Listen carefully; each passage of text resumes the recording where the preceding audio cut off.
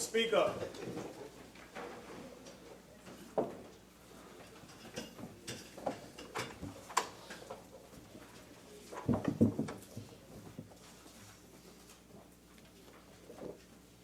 Almighty God, we give thanks to you, the creator of the universe, and humbly beseech you to direct and prosper the deliberations of the members of this house here assembled for the advancement of your glory and the trust and welfare of the people of Trinidad and Tobago. Grant that peace and happiness, truth and justice may be established among us for all generations. Amen, amen, namaste.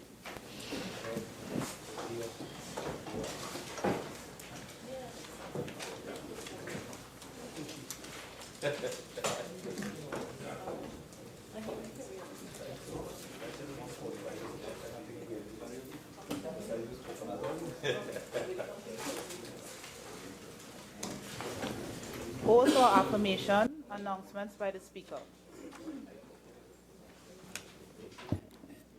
Honourable members, the Honourable Shamfa Kudjo, MP, member for Tobago West. The Honourable Ayana Webster Roy, MP, member for Tobago East. Mr. Barry Padarath, MP, member for Princestown.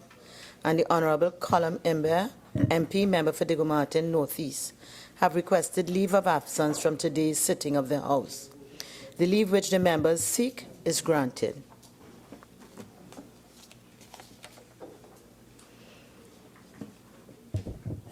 Honourable members, I also have some correspondence from the President of the Senate dated March 17, 2017.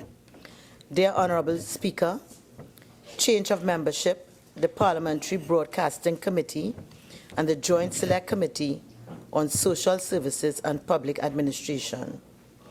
I wish to inform you that at a sitting held on Tuesday, March 14, 2017, the Senate agreed to the following resolution.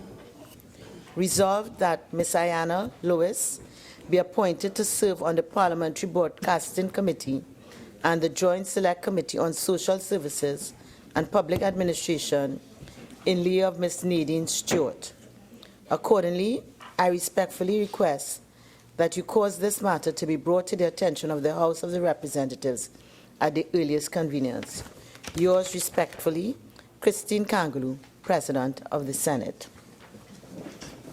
Bills brought from the Senate, petitions, papers. Leader of the House. Thank you very much, Madam Speaker. Madam Speaker, on behalf of the Minister of Finance, I would like to lay the following papers. The annual audited financial statements of the Trinidad and Tobago National Petroleum Company Limited for the year ended March 31st, 2015. The report of the Auditor General of the Republic of Trinidad and Tobago on the financial statements of the National Housing Authority for the year ended September 30th, 2004.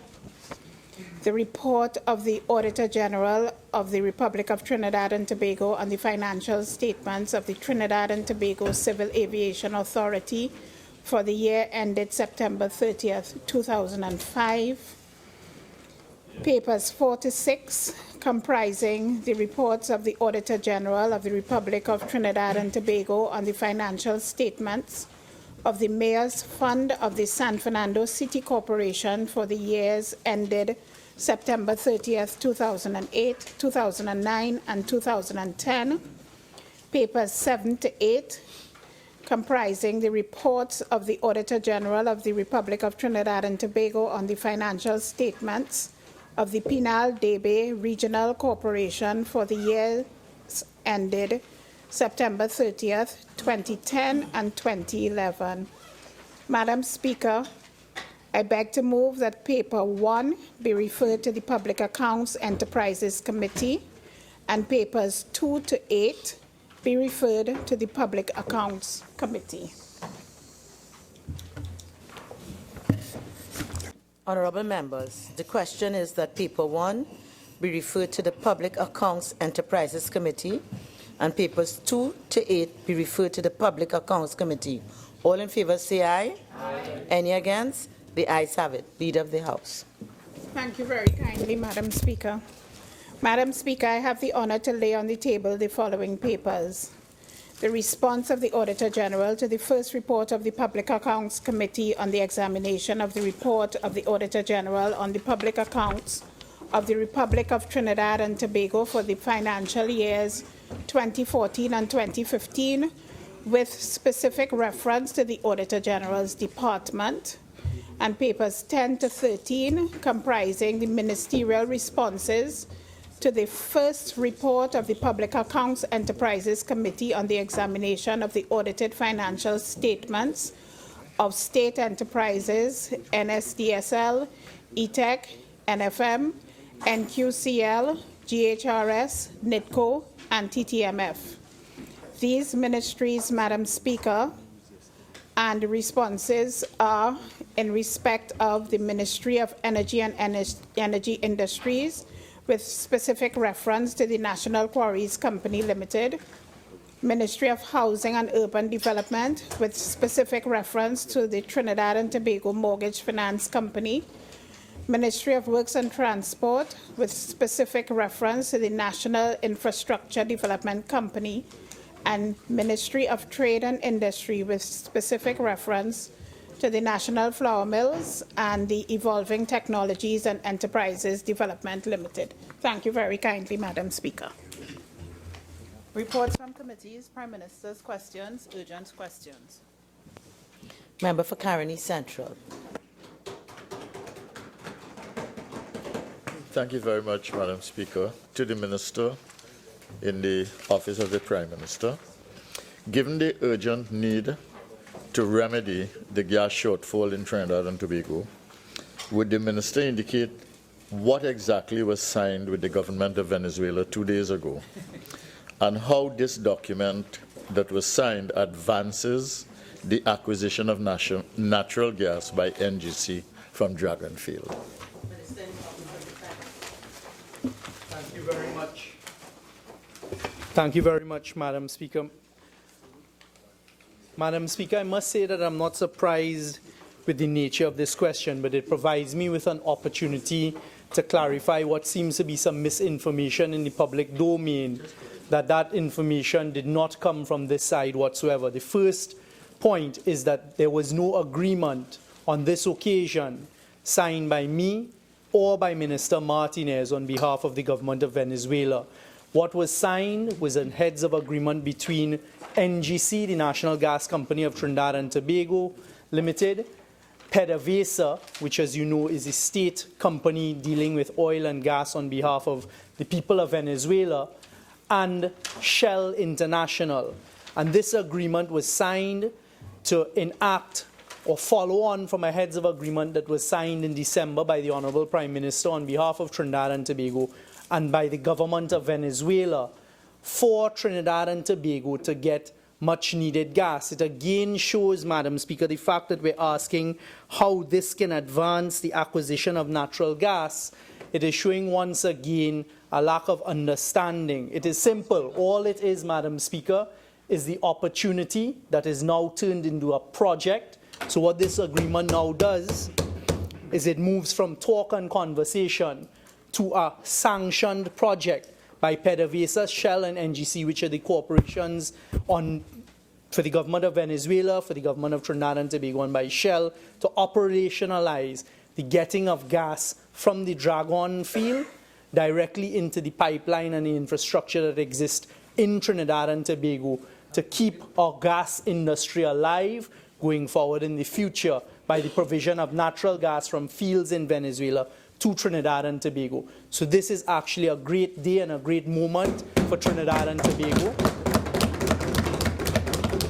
And Madam Speaker, the curtailment issues that we have been raising since 2010, we are working actively in solving them. This is one of the measures that we're doing, and it is the first time that this has ever been done to go across border and to attract gas directly into our existing infrastructure. And Madam Speaker, we continue to be fully transparent to the people of Trinidad and Tobago.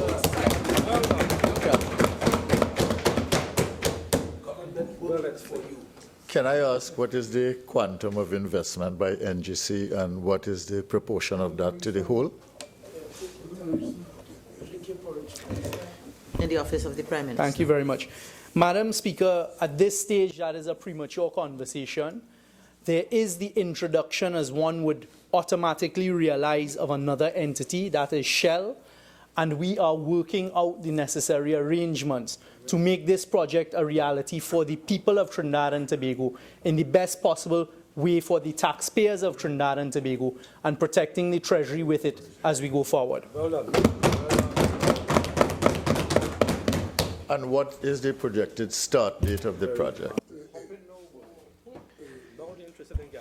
Madam Speaker, a decision was taken between Minister Martinez and myself in our conversation before going and addressing the press and the public of Venezuela a couple of days ago that we were going to press Shell, NGC and PDVSA to have a gas sales contract signed by July of this year, so in the shortest possible time frame.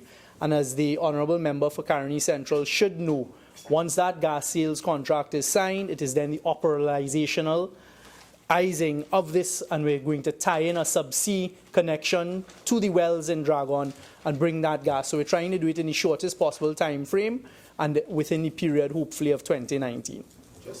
Well done. Thank you, Madam Speaker. To the Honourable Attorney General, could the Minister inform the Attorney General inform this House why it is necessary for people to be queuing from as early as 4 a.m. on mornings to secure a service number in order to apply for birth and/or death certificates at the San Fernando office of the Legal Affairs Department? Thank you, Madam Speaker. I thank the Honourable Member for the question.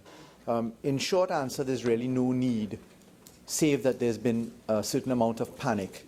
For some reason, persons in the public domain have taken the view that they need to replace their birth certificates or birth certificates in particular, and there's been a certain increase in numbers. To address this situation, the reality of it, the Corporate Communications Department of the Ministry has put out public announcement and has also opened a portal to allow for online applications and mail-in applications so that we can attend to the phenomenon.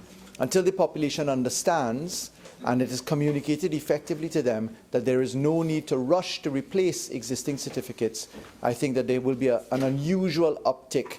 But in any event, we've catered for it in the manner that I've described.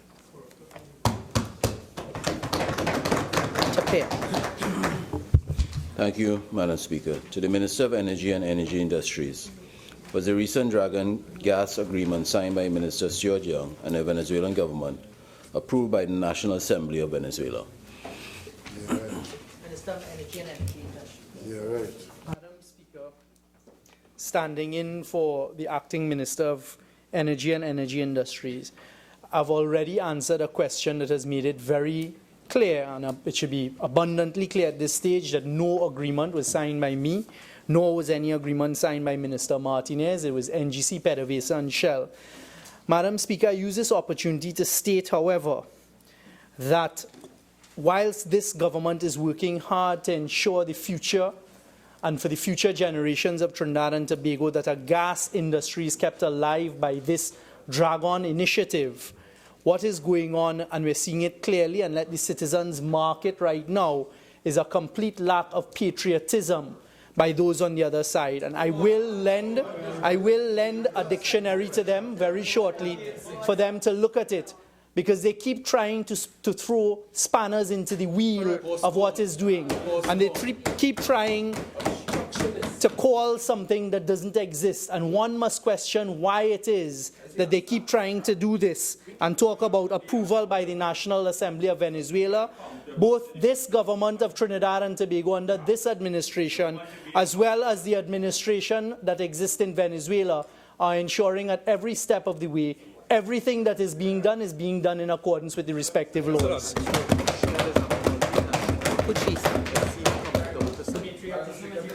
Minister, on this great day of fanfare, could you indicate whether or not those agreements signed, as you described, require at all the support and the approval of the Venezuelan Assembly?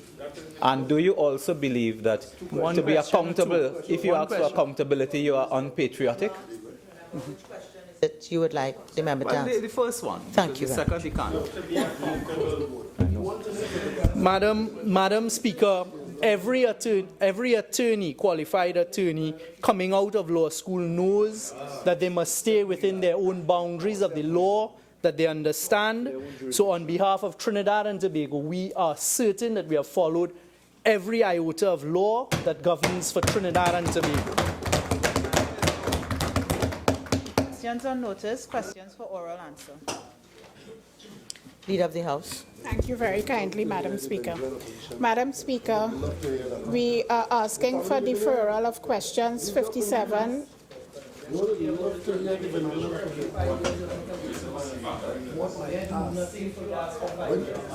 Order, please. Order. Member for Diego Martin West and member for Caroni Central. Member for Diego Martin West, I'm on my legs.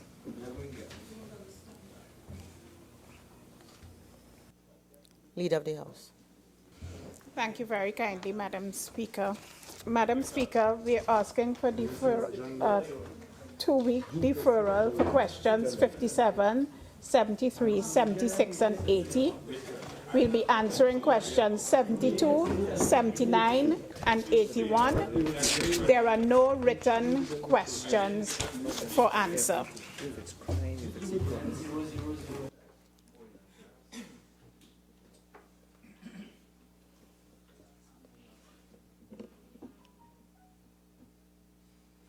Member for Urupuch West. Question number 72 to the Minister of National Security. Minister of National Security. Thank you, Madam Speaker. Madam Speaker, there is no doubt that the level of violence among school children is cause for concern and requires a multifaceted approach involving collaborations among different arms of government, such as the Ministry of Education and the Ministry of National Security. One of the important initiatives implemented by the Ministry of National Security to address violence among youth is the military-led academic training program, the MILAT. This program targets youth aged 16 to 20 who show evidence of social exclusion, require individual attention, exhibit a disinterest in education and training, suffer from absence of effective parental guidance, influence, and provision, and display an absence of respect for authority or lack a moral sense of direction. Additionally, Madam Speaker, the work of the Ministry of National Security in addressing this issue involves in the main the work of the different arms of the Trinidad and Tobago Police Service and the work of the Youth Training Center at Trinidad and Tobago Prisons. The work done by the Trinidad and Tobago Police Service Community Policing Unit is one of the Ministry's main strategies. The Community Police Unit conducts patrols in the vicinity of government buildings, business places, hotspot areas, and schools on a daily basis. In addition, patrols, community policing officers also engage students via lectures and discussions. The Trinidad and Tobago Police Service has also undertaken the following initiatives to address victims and perpetrators of youth violence: the assignment of school liaison officers to various primary and secondary schools, referral of perpetrators of violence to the police youth clubs nearest their places of interest, of residence, the conduct of parental workshops to better equip parents to manage the responsibility of parenting, the provision of counseling and mediation services to both parents and children, the conduct of lectures at the schools on topics of relevance such as crime, violence, bullying, and the law, intervention by the Victim and Witness Support Unit to provide support to victims and witnesses of crime, the work of the Child Protection Unit of the Trinidad and Tobago Police Service, which is primarily responsible for investigating offences involving children, works closely with the Children Authority, which provides various types of psychosocial and other support. Another important intervention strategy in the Ministry of National Security, Madam Speaker, is implemented through the Youth Training Center of the Trinidad and Tobago Prison Service. Programs within the YTC target youth perpetrators of crime and violence who come under their care. The objective of these programs are twofold: improve discipline among the residents, reduction in the number of children who reoffend after leaving the institution. The YTC engages in several rehabilitative programs geared towards improving discipline among the youth and reducing the possibility of reoffending after leaving the institution. Some of these programs are as follows: school guidance and counseling, sibling partnership programs, technical vocational training programs, YTC mentorship programs which focuses on crime prevention, public relations, and anti-bullying. Madam Speaker.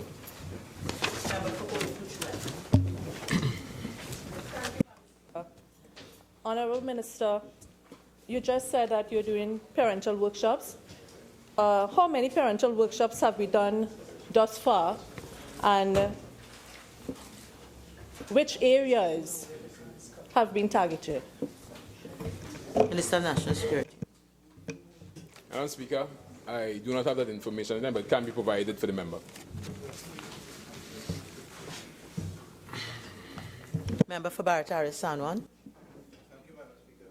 Question number 79 to the Honourable Minister of Works. Minister of Works and Transport. Thank you. Madam President, the Ministry of Works and Transport notes the concern regarding the discontinuance of the experimental scheme for the use of the priority bus route. This initiative began in 2012 and allowed private vehicles carrying 3 or more persons to use the PBR between the hours of 4 a.m. to 6 a.m. and 8:30 a.m. to 3 p.m. Over the last 3 years, the Ministry of Works and Transport, upon the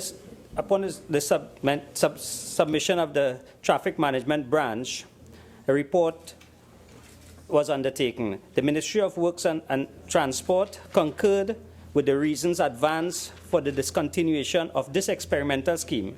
Some of the reasons accounted for these decisions are the turnaround time for maxi taxis which operate the route was severely hampered, as well as the schedule for the Public Transport Service Corporation.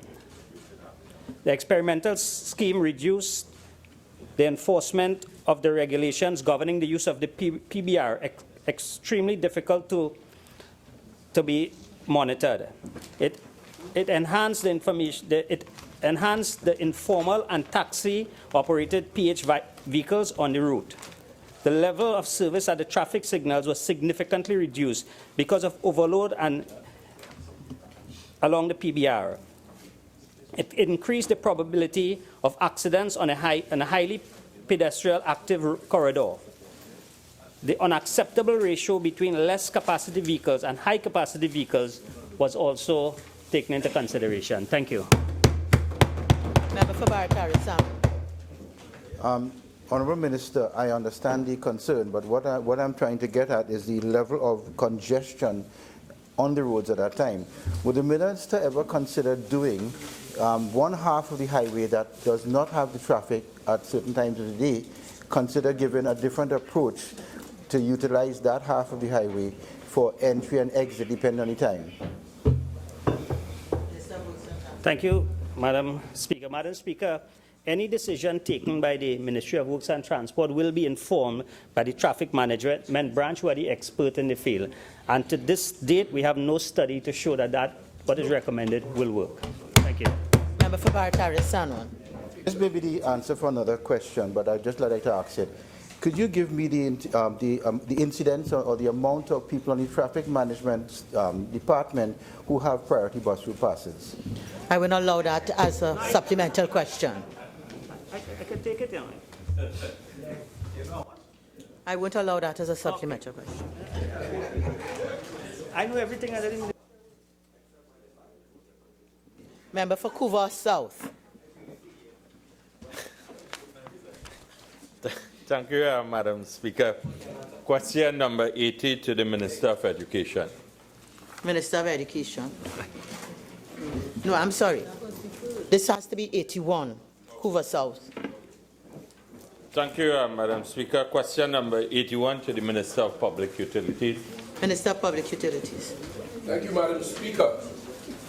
Madam Speaker, the work required to illuminate the Lower Balmain Recreation Ground is ongoing and is expected to be completed in May 2017. In the absence, Madam Speaker, of any now unforeseen delays, therefore, the formal commissioning of the lighting system for this recreation ground is expected to take place within a month of the date of its completion. That is to say, June 2017. Thank you. Member for Couva South. Madam Speaker, is the Minister aware that I had written to his predecessor on the 27th of July and to him on the 31st of August as it relates to this commissioning, and none of these letters have been acknowledged by his predecessor or him as the Minister? Minister of Public Utilities. As my colleague will understand from his stint as Minister in the Ministry of Finance, thousands of letters come to a minister on a daily basis. And I have no personal knowledge as I speak of the letter directed to me, and certainly could not know what he wrote to my predecessor. I am willing to furnish the Minister with the relevant paper trail. It's not a question. Come in, go on. To move the adjournment of the House on definite matters of urgent public importance. Member for Urupuch East. Madam Speaker, I hereby seek your leave to move the adjournment of the House today under Standing Order 17 for the purpose of discussing a definite matter of urgent public importance, namely the extreme impact on runaway crime levels of the sudden and reckless termination of the Community Comfort Patrol program. The matter is definite because it pertains to the specific shutting down of a widely appreciated and desperately needed private public policing initiative that has given comfort and extended critical support to communities overwhelmed by high crime levels. The matter is urgent because the careless closure of the Community Comfort Patrol program has led to citizens fearing greater exposure to criminal elements and experiencing heightened levels of insecurity across the localities in Trinidad and in Tobago previously serviced by the community patrols. The matter is of public importance because the crime wave is engendering widespread fear and concern in our society, in our country, and is also damaging the international reputation of Trinidad and Tobago. I thank you, Madam Speaker. Honourable members, I am not satisfied that this matter qualifies under the standing order. I advise that the member pursue this matter under Standing Order 16. Personal explanations, introduction of bills, motions relating to the business or sittings of the House, and moved by a minister, public business, government business, bills, second reading.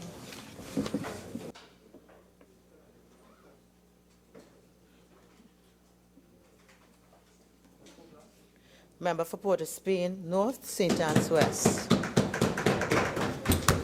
Thank you very much, Madam Speaker. Madam Speaker, on behalf of the constituents of Port of Spain North, St. Anne's West, it's indeed a pleasure to rise here today to contribute to this most important piece of legislation. Madam Speaker, if I may be allowed at the outset to put it into context, this government is committed to improving and ensuring as much as it can the efficiency of the criminal justice system. The criminal justice system, Madam Speaker, is an important cog in the wheel of being able to deliver a fight and an effective fight against crime that we're all concerned about in this country. So at the outset, Madam Speaker, I would like to let the citizens of Trinidad and Tobago know that this bill, and there are many other bills that the Honourable Attorney General has laid both in this House and in the other place, are part of this government's commitment to the fight against crime. The fight against crime, Madam Speaker, starts with the TTPS, who are the law enforcement agency by law, detecting crimes, gathering the evidence, and then taking it forward to be prosecuted. There are officers, for example, the DPP, who play a part in that. But then it plugs into a criminal justice system that is made up on one part of the magistracy and on the other part of the Supreme Court of Justice via the High Court and the Assizes. So, Madam Speaker, in an analysis of it, this government and the slew of legislation that is recently laid in Parliament are committed in the first step of effecting criminal justice reform, of getting rid of a number of bottlenecks in the criminal justice system. Madam Speaker, every citizen of Trinidad and Tobago is aware of one of the greatest examples of the slow clog and turning of that cog of the wheel of justice with a particular set of preliminary inquiries that started 17, almost 18 years ago, and are yet to leave the magistracy and the preliminary inquiry stage.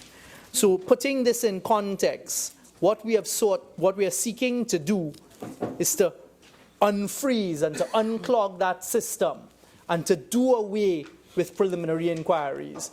We must move justice with time. We must make it a more efficient operating procedure.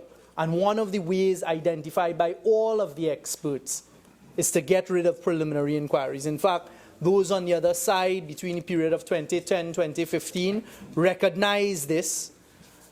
My friend from St. Augustine and those who were with him at the time saw the need to get away from preliminary inquiries and to reform the whole system he practices in the criminal courts, so he would be aware of how easy it is for criminal cases to get stuck in the magistracy at a preliminary inquiry stage. So what we're doing as a government is seeking to deal with that problem, and we have before us a bill that is labeled an act to abolish preliminary inquiries and to provide for the pre-trial procedure in respect of indictable offences and for ancillary matters. And Madam Speaker, just to briefly assist persons to understand how the criminal system works, you can have a matter tried summarily, which is that the trial will be started and concluded in the magistrate's court, or you can have a matter tried indictably, which means that it should be concluded at trial stage in the assizes of the High Court. But as our current system exists now, before getting to the High Court, on occasions one must go through with an indictable offence, the whole magistracy system and this preliminary inquiry system, that I don't think there is anyone who can legitimately, honestly argue it has not become a burden on the criminal justice system, and more so an unnecessary burden. So, Madam Speaker, with that contextual background, I personally, on behalf of the people of the constituents of Port of Spain, North, St. Anne's West, would like to commend the Attorney General for the courage and the hard work he's taken in bringing this bill. And we thank him because I have noticed a trend that is taking place of attacks on the Honorable Attorney General and the member for San Fernando West that are completely, and I stand here today, completely personal and without merit, more importantly. They are trying to link a statement that he made with respect to the need for constitutionality of certain legislation and link it to every bill that he brings. So I stand here, Madam Speaker, very assured, having looked at it myself and participated in conversation with the Attorney General and those from the CPC department and the other technocrats and other experts in this area, that there is absolutely no offending of the Constitution in this bill as it finds itself before this House today. So, Madam Speaker, if I may be permitted at this juncture to ask those on the other side, and really to put it again into a contextual background, a bill or a piece of legislation only offends the Constitution and requires a majority, be a 3/5 or a 2/3 special majority, if it is stated by the Constitution, or because there are certain entrenched provisions in the Constitution and sections of the law that are protected by the Constitution that specifically and expressly state, as is found, if I remember correctly, at section 54, would be one of the sections of the Constitution, right? At section 54 of the Constitution, when you go to it, alteration of the Constitution, and it identifies there, this is one of the categories where you would need a special majority if you're altering any part of the sections of the Constitution identified in that area. That's one category that would require a special majority. Madam Speaker, for the citizens of Trinidad and Tobago, the only other categories that would require some constitutional amendment, or it offends the Constitution rather, and require a special majority, are those acts or pieces of legislation, bills, that may offend the rights enshrined at sections 4 and 5 of the Constitution. And even if those rights enshrined at sections 4 and 5 of the Constitution may be offended, Section 13 of the Constitution states very, very clearly, and it has been interpreted both in this jurisdiction as many other jurisdictions with similar provisions, that an act to which this section applies may expressly declare that it shall have effect, even though inconsistent with sections 4 and 5, and if any such act does declare it shall have effect accordingly, unless this act is shown, and this is the test, not to be reasonably justifiable in a society that has a proper respect for the rights and freedoms of the individual. Madam Speaker, my respectful submission to the House and to the people of Trinidad and Tobago today is that this bill in its current form in no way or fashion whatsoever offends any of the enshrined rights found at sections 4 and 5 of the Constitution, and therefore section 13 does not arise. So the argument that we're hearing that it requires a special majority is quite simply a non-argument. Because, Madam Speaker, what this bill seeks to do is it seeks to reform a process. It is not taking away anyone's rights. I saw the Honourable Leader of Opposition, the member for Siparia, run an argument or make a submission that by moving the test of whether a prima facie case has been made out from a magistrate to the Director of Public Prosecutions, that is an infringement of the separation of powers. Madam Speaker, there is no merit in that, quite respectfully. And furthermore, what that argument recognizes is when one looks at sections 4 and 5 in the Constitution, we are in no way infringing it. Section 4A says the right of the individual to liberty, security of the person, enjoyment of property, and right not to be deprived thereof except by due process of law. This continues to provide a full, legitimate due process of law, Madam Speaker, so there is no infringement. The right of the individual to equality before the law and protection of the law. Again, this bill in no way discriminates against anyone. It is the same process that would be applied to everyone who finds themselves accused of wrongdoing and attracting an indictable offence charge against them. The right of the individual to respect for his private and family life doesn't arise. The right of the individual to equality of treatment from any public authority in the exercise of any functions. This bill ensures that. The right to join political parties doesn't arise. Right of a parent or guardian to provide school doesn't arise. Freedom of movement doesn't arise. Freedom of conscience, religious beliefs, observance doesn't arise. Freedom of thought and expression doesn't arise. Freedom of association and assembly doesn't arise. Freedom of the press. So, Madam Speaker, again, we are showing the population of Trinidad through a proper analysis of the existing law and the Constitution. This argument about a breach of constitutionality, therefore requiring a special majority position in Parliament, quite simply does not arise. So stop trying to find boogeymen where they don't exist. Stop trying to call upon the National Assembly of Venezuela where it doesn't exist. And Madam Speaker, this is why a short while ago I referred to patriotism. There is not a single citizen in Trinidad and Tobago that will not say they're not afraid or they're not concerned, rather, about the element of criminality that is taking place in this country. And the government will take steps. A government is not law enforcement. So one of the things this government is committed to do is improving the criminal justice system. So when law enforcement officers bring and charge persons, there's an efficient system for a proper prosecution. Madam Speaker, I continue to have faith in the citizens of Trinidad and Tobago. I continue to have belief in the intelligence of those citizens of Trinidad and Tobago who are prepared to look carefully and to make their own decisions as to what they're being told by various politicians. And I stand here today, Madam Speaker, without fear of contradiction in announcing to those citizens that do not fear, this bill requires no special majority, because absolutely no enshrined right that is protected by this Constitution, a Constitution that came in place under PNM administration, and successive PNM administrations have upheld the Constitution. We will not be breaching this Constitution.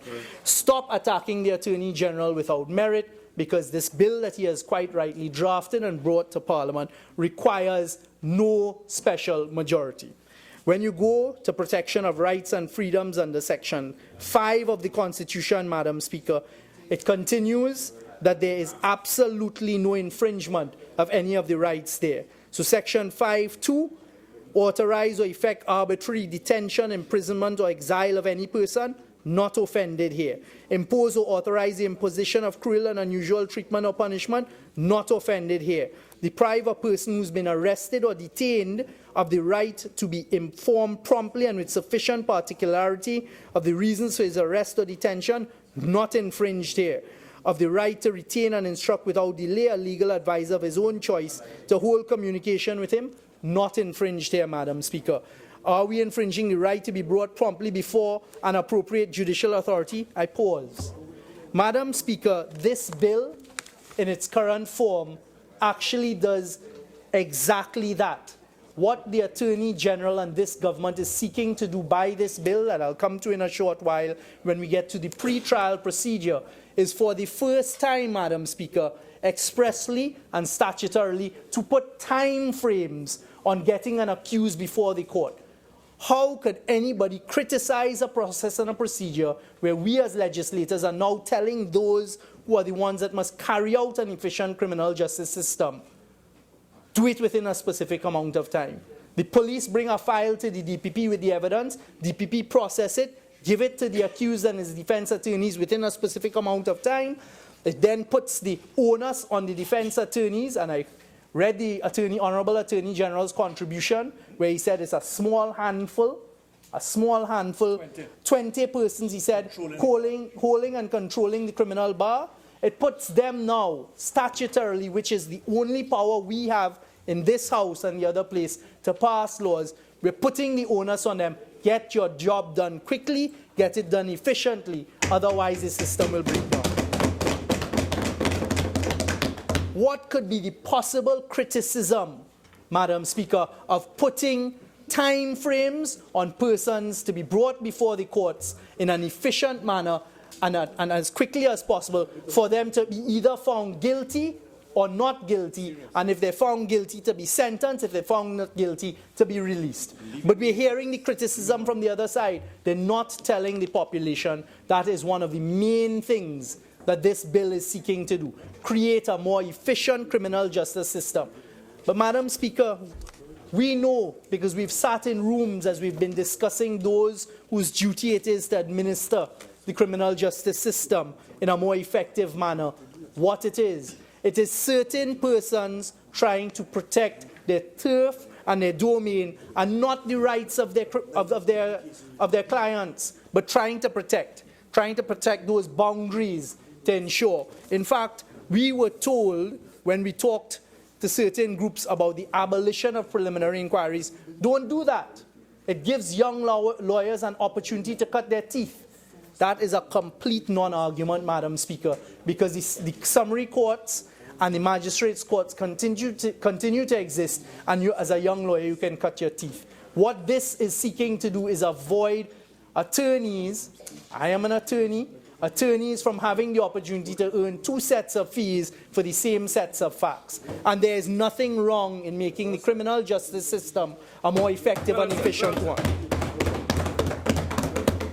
I continue because they're accusing the Attorney General on this side of not having the need for Section 13 clause and a special majority. Does this bill in any way infringe on the remedy by way of habeas corpus for the determination of the validity of detention? The answer is no.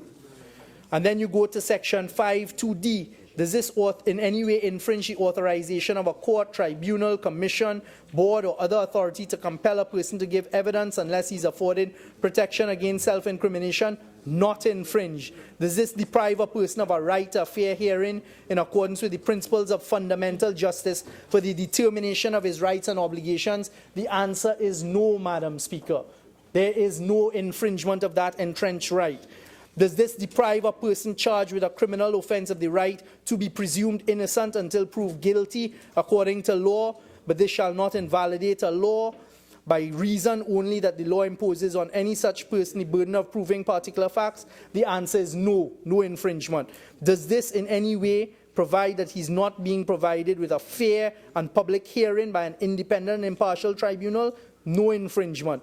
Does this deprive a person charged with criminal offense of the right to reasonable bail without just cause?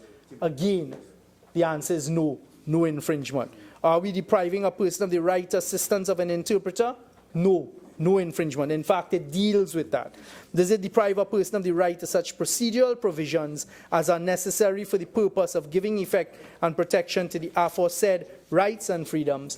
Madam Speaker, that is the end of Clause 5 of the Constitution. Section 4 and 5 of the Constitution, listed one by one. Absolutely no infringement. This as well does not fall under Section 54 of the Constitution. So, Madam Speaker, with the greatest of respect to those on the other side who have contributed, some of whom have legal training, some of whom have silk, we have just shown on a clause by clause of the Constitution basis that this bill does not attract the provisions of any infringement of Sections 4 and 5 of the Constitution or any other section of the Constitution, and therefore in no way whatsoever does it require a special majority. Madam Speaker, for those who have practiced in the criminal arena, and in particular in the magistrates' court, I only had a very small practice there. They would know the unfortunate inefficiencies of the system. They would know that a magistrate sometimes has to deal with a caseload of, and this is not an exaggeration, close to 100 cases on a day.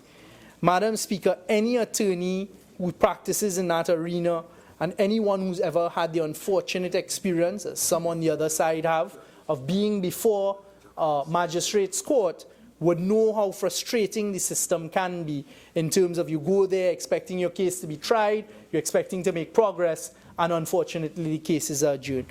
Madam Speaker, through you to the citizens of Trinidad and Tobago, this very important bill and piece of legislation, the purpose of which is to eradicate and to remove a massive caseload from the magistracy and to get rid of all of the preliminary inquiries that may be clogging up the system and allow it through a more efficient process to get to the end of the line, which is a trial in the High Court Assizes, or for a person to whom I will get shortly, the Director of Public Prosecutions, to look at the evidence brought forward by the police and say there's not sufficient evidence here to make out a prima facie case, so the matter shouldn't proceed, and therefore the person who stands accused would be allowed to proceed with his and her life unencumbered by any criminal charge or any criminal process and procedure hanging over their heads. So, Madam Speaker, with the greatest of respect, what we're dealing with here quite simply is an attempt, and a good attempt with legitimate reasons, of making the criminal justice system a more efficient one and allowing persons who unfortunately for some reason or the other have found themselves falling prey to the system, allowing them a quicker access to ultimate justice. That is what this is about. Madam Speaker, I also saw in the contributions by those on the other side what are not so veiled attacks on the Office of the Director of Public Prosecutions, and I saw that, and attacks on the Chief Justice, the Honorable Chief Justice as well. That's for them to harbor and them to carry. But when it comes to the Director of Public Prosecutions, the framers of our Constitution saw it fit, and in my opinion, Madam Speaker, respectfully so, saw it fit to clothe the Office of the Director of Public Prosecutions with a certain insularity from politicians, even from the judges and from everybody else, and to rest on whoever is in the Office of the Director of Public Prosecutions a serious responsibility. A responsibility where he or she is basically in charge of the progress of any criminal charge. So a police may lay a criminal charge, a private citizen may lay a criminal charge, and what the Constitution under Section 90 gives the Director of Public Prosecutions, and only the Director of Public Prosecutions, the right to do is a right to enter, to take over those criminal proceedings, to either discontinue them or to continue them to conclusion.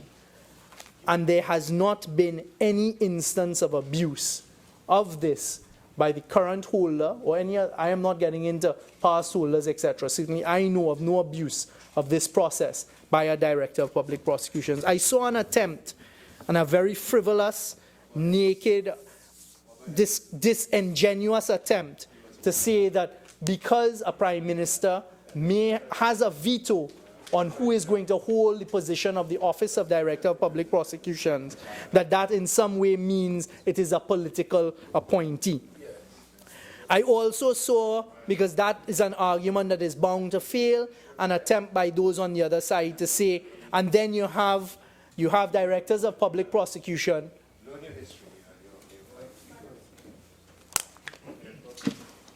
Member for Caroni East. Thank you very much, Madam Speaker.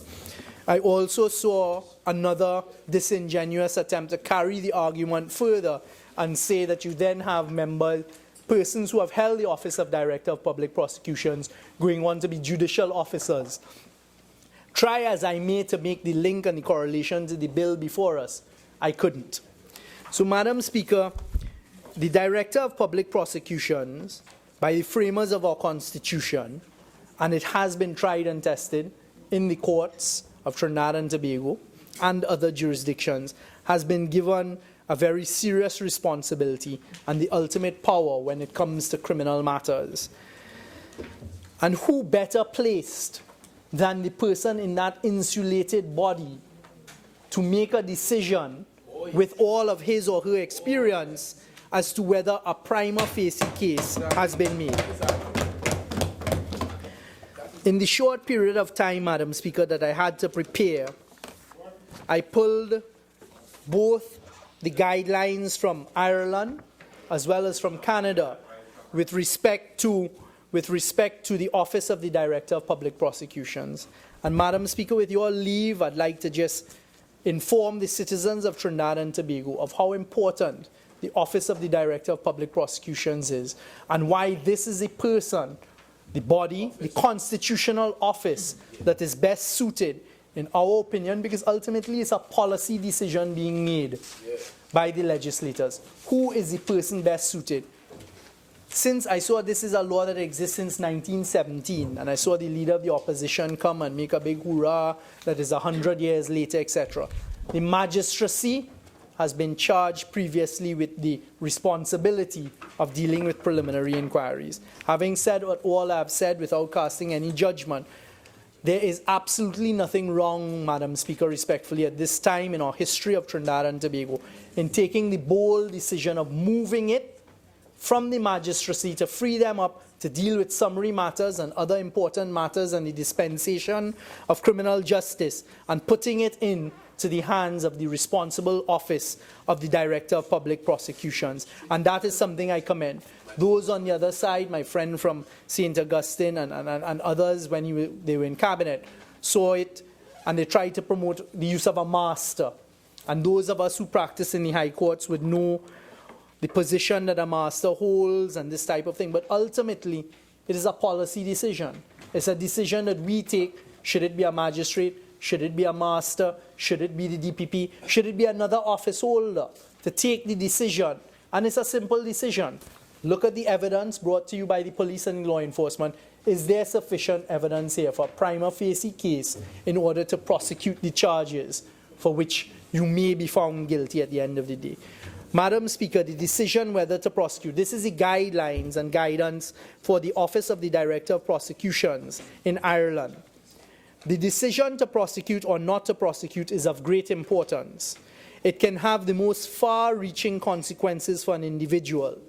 Even where an accused person is acquitted, the consequences resulting from a prosecution can include loss of reputation, disruption of personal relations, loss of employment and financial expense, in addition to the anxiety and trauma caused by being charged with a criminal offense. So they start off, Madam Speaker, by establishing how serious a situation of pursuing a criminal offense is. A wrong decision to prosecute, or conversely, a wrong decision not to prosecute, both tend to undermine the confidence of the community in the criminal justice system. For victims and their family, a decision not to prosecute can be distressing. The victim having made what is often a very difficult and occasionally traumatic decision to report a crime may feel rejected and disbelieved. It is therefore essential that the prosecution decision receives careful consideration. But despite its important consequences for the individuals concerned, the decision is one which the prosecutor must make as objectively as possible. Madam Speaker, I've taken the time to quote that to assure the public of Trinidad and Tobago and the citizens of Trinidad and Tobago that this is the exercise that is carried out on a daily basis by the holder of the Office of the Director of Public Prosecutions in Trinidad. So they formally have suggestions and directions in Ireland, and I'll come to Canada in a short while.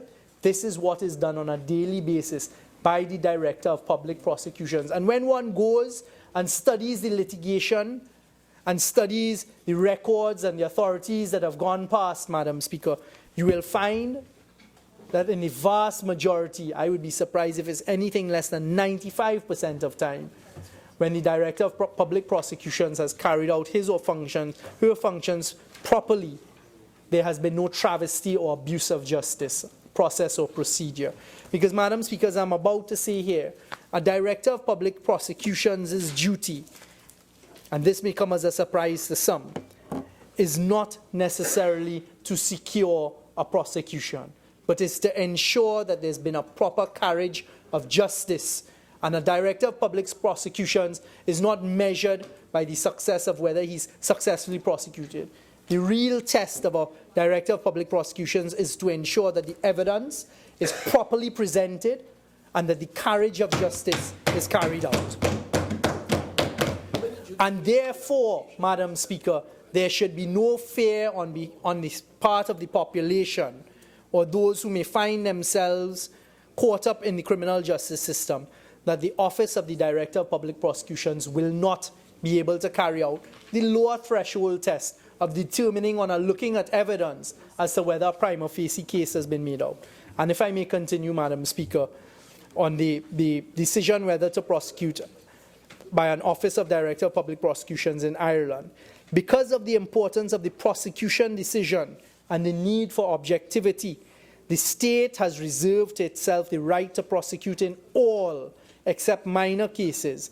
In practice, almost all criminal prosecutions are brought by an arm of the state in Ireland by virtue of Article 30 of the Constitution of Ireland, which is the equivalent of our Section 90 of the Constitution of Trinidad and of Prosecution of Offences Act 1974. Trinidad and Tobago.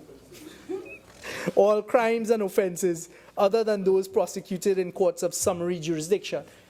Trinidad and Tobago.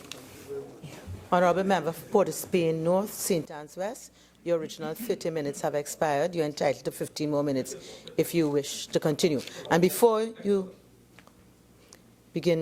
commence your contribution, I have observed from both sides a developing penchant to members who are not speaking to just speak out of turn loudly across the floor at each other. I remind members of the provisions of Standing Order 47 and 53. Port of Spain North, St. Anne's West. Thank you very much, Madam Speaker.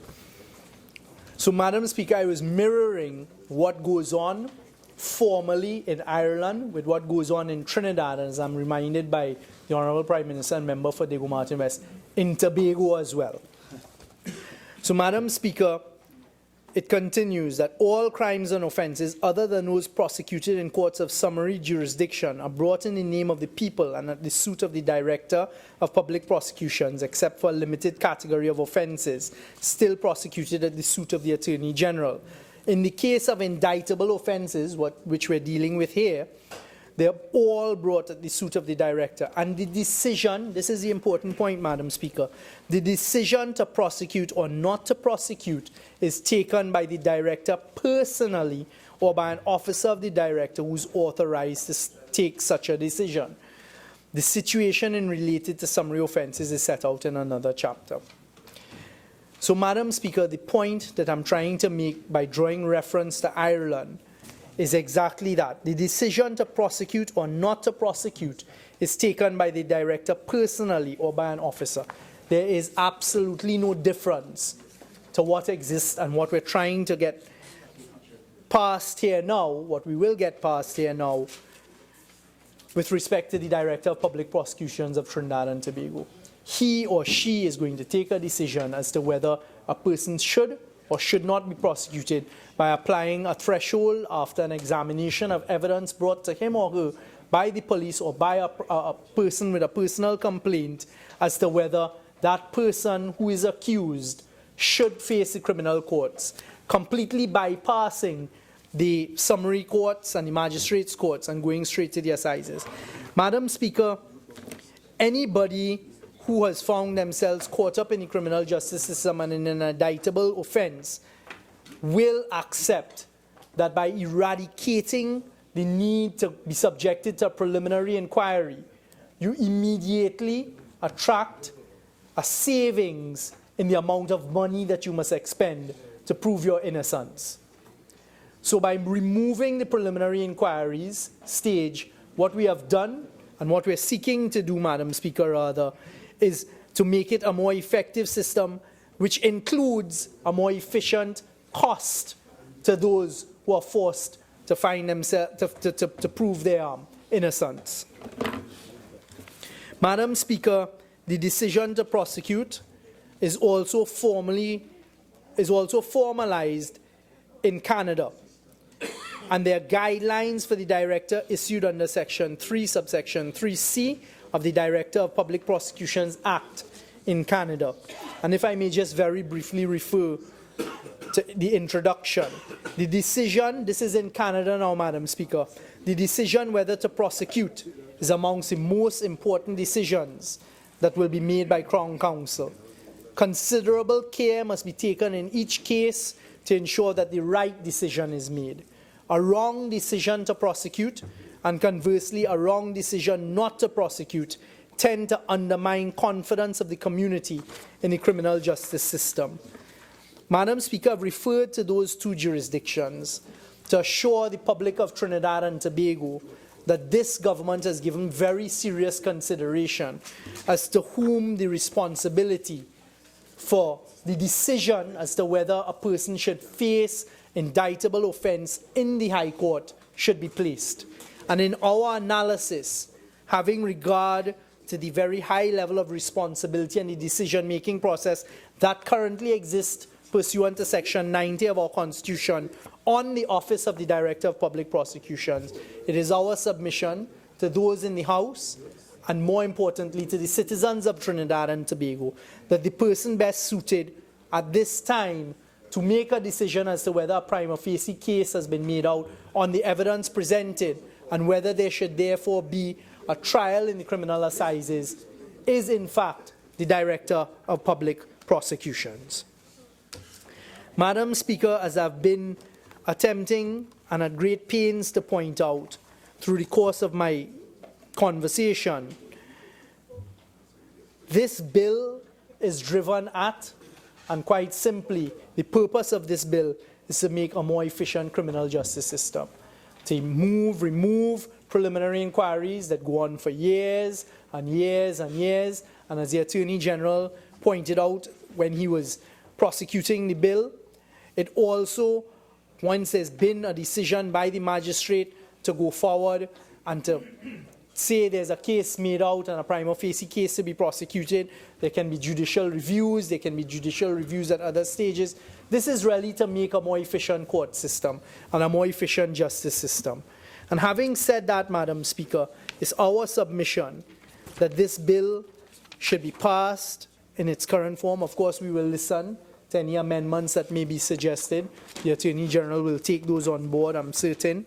But what we're attempting to do, and what I've been trying to point out this afternoon to my friends on the other side and to the citizens and even those on this side, there's no nefarious or surreptitious reasoning for this bill. This is quite simply a bill to make a more efficient criminal justice system for Trinidad and Tobago, to eradicate a wide range of expenditure. And this is a bill, Madam Speaker, that has been drafted to ensure that those who have fallen into the criminal justice system are provided with the best opportunity in the shortest possible time frame to have justice served. It does not in any way whatsoever infringe the Constitution. I've gone through sections 4 and 5 of the Constitution. It doesn't infringe the entrenched provisions under any other section of the Constitution. So constitutionality does not arise. And if just before I conclude, Madam Speaker, I'd like to point persons to Part 3 of the bill, which is the pre-trial procedure, which is the area where quite effectively and efficiently we are expressing and making it mandatory that certain steps be taken by those who are in the criminal justice system within a specific period of time. This is done to protect the rights of those who are accused of crime and to ensure that their cases are tried in the shortest possible time frames. It also sets out that statements may be given, statements of witnesses. It was also interesting to me, Madam Speaker, when you look at Clause 19, anybody who is going to have an alibi must give notice at an early stage, Madam Speaker. It says, Clause 19.1, where an accused person intends to rely on an alibi in his defense to the charge, he is required, in addition to any statements he may serve under Section 16, to serve a notice of alibi after he's been served documents by the prosecutor.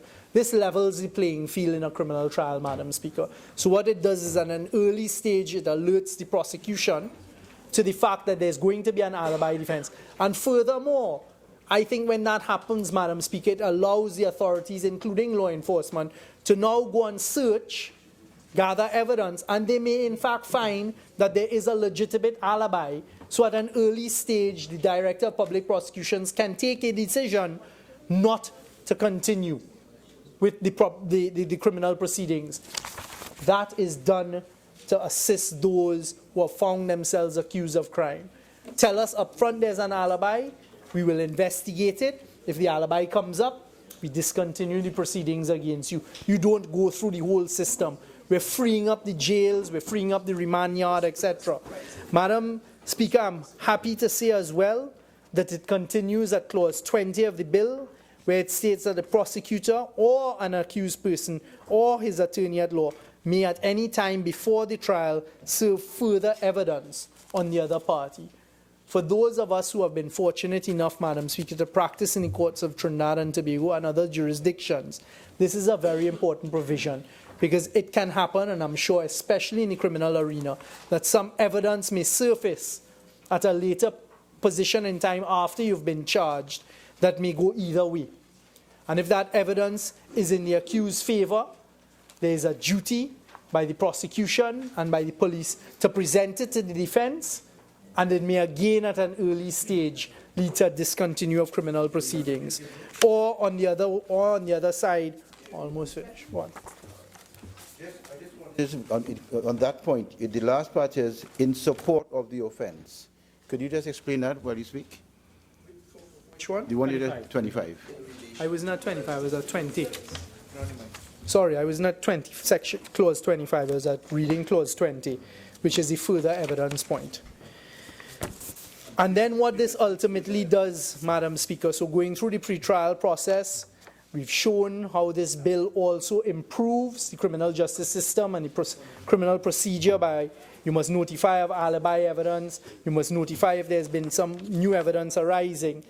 it gets down to the crux of it at Section 20, Clause 20, which is giving the Director of Public Prosecutions the power and the authority, and ultimately the responsibility and the serious responsibility that he's already clothed with under the Constitution of determining whether sufficient evidence is there for the laying of an indictment and the continuing process of that in the criminal assizes. So, Madam Speaker, I thank this House and I thank you for the opportunity this afternoon to be able to contribute to what I see as yet another step in the right direction on behalf of the citizens of Trinidad and Tobago to making a more efficient criminal justice system. I thank my honourable colleague from San Fernando West, the Attorney General, for moving with alacrity to bring these types of pieces of legislation to the House. And the last thing I will do before I take my seat is to plead with those on the other side and to ask you to take it seriously and to support the efforts to make a more effective criminal justice system. Because without it, the only people that suffer are the citizens of Trinidad and Tobago. With those few words, I take my seat. Thank you, Madam Speaker. Member for Naparima. Madam Speaker, I seek your approval under Standing Order 4410.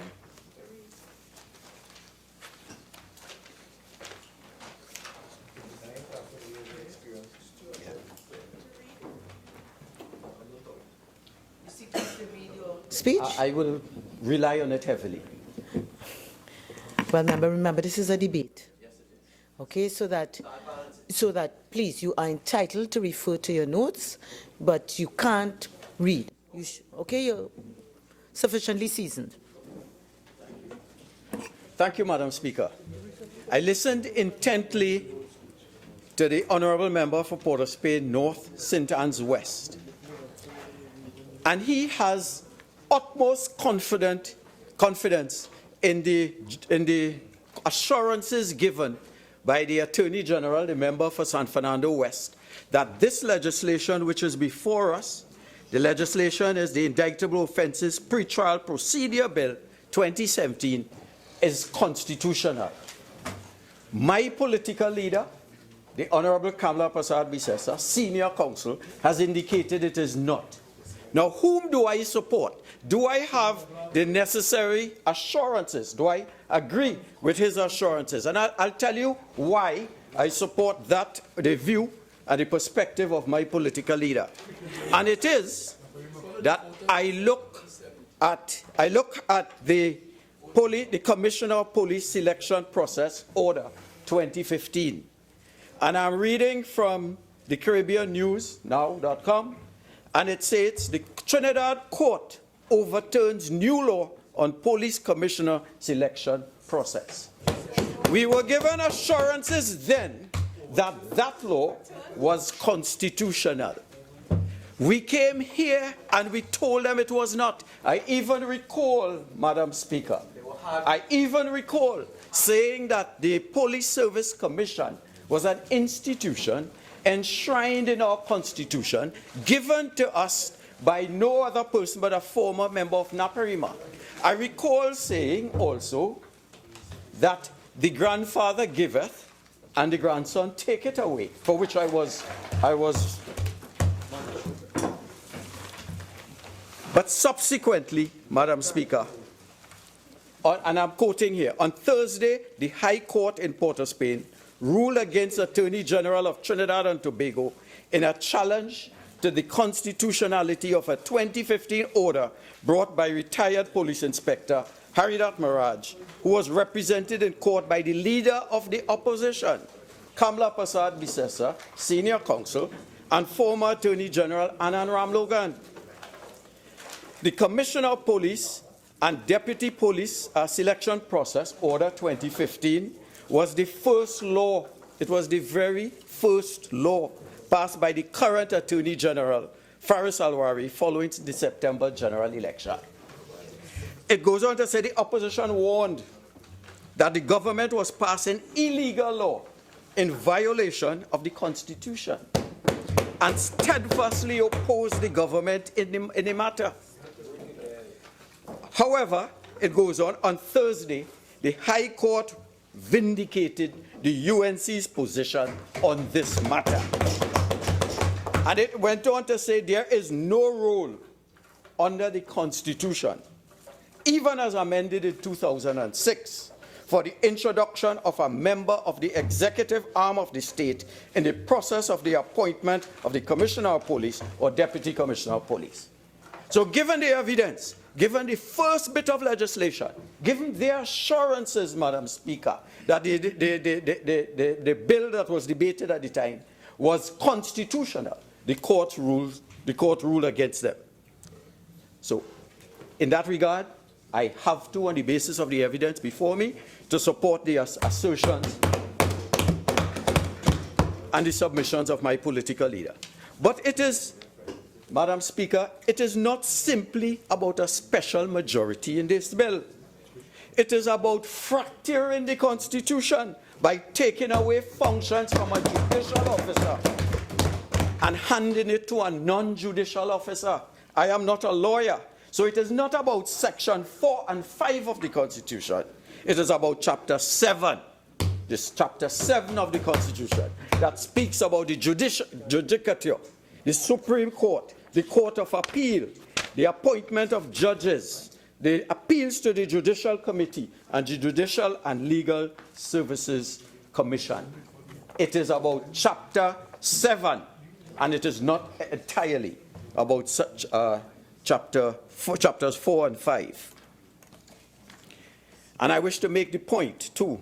He says that we try to make negative comments about the DPP. Oh, remember, I'm just reminded, the member for Port of Spain North, St. Anne's West, made the comment that we made negative comments about the DPP.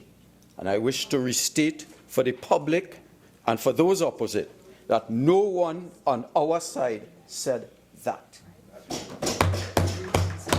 In fact, we on this side referred to him as a distinguished DPP, and we have the greatest respect for him.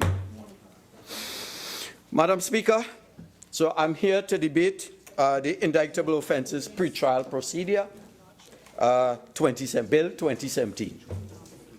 The purpose of this bill is to abolish preliminary inquiries and to provide for the pre-trial procedure in respect of indictable offences and ancillary matters.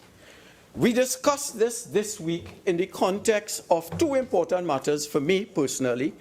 One was the first was the discovery of the body on Wednesday of Nyasha Joseph, which was fished out of the Gulf of Paria, even while we were debating this bill.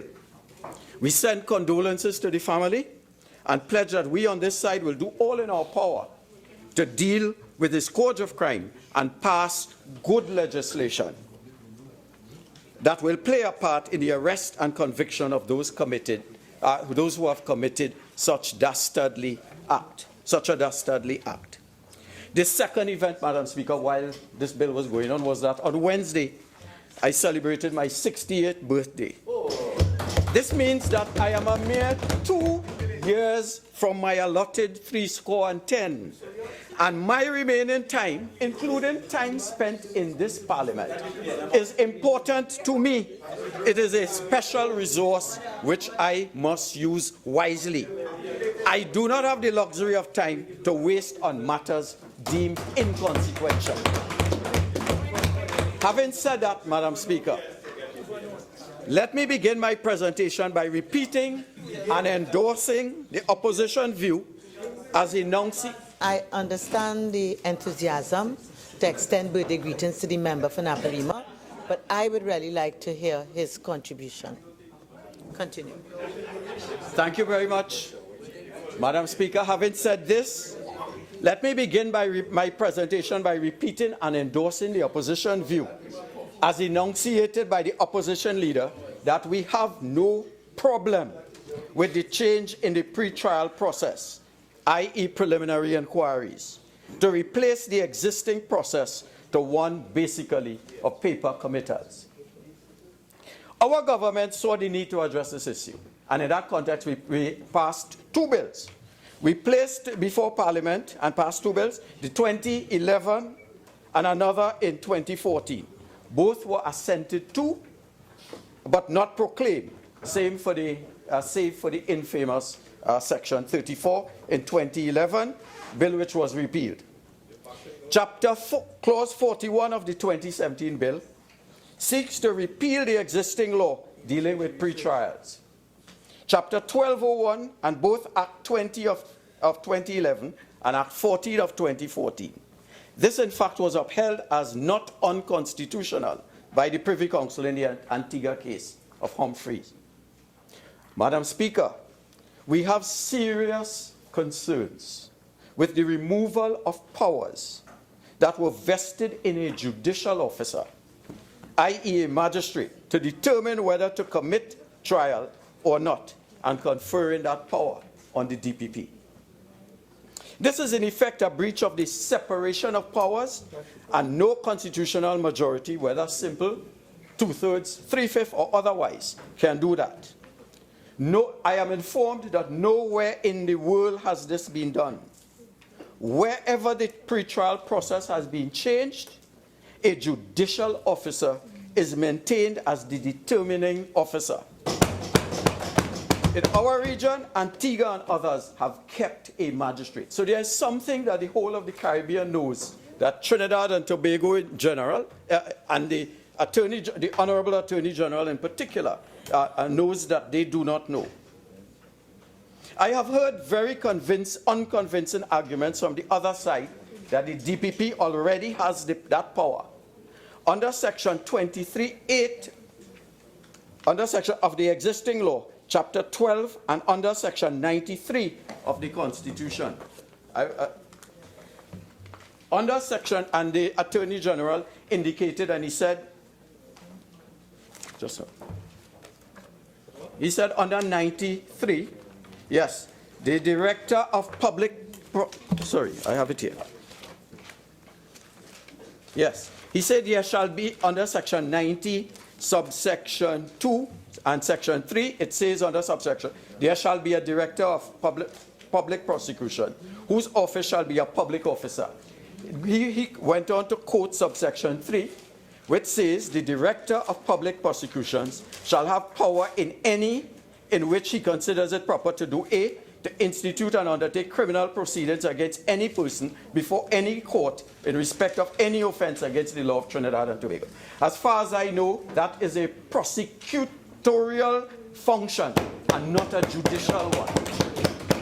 The DPP, in Section B, it says the DPP may take over and continue any such criminal proceedings that may have been instituted by any other person or authority.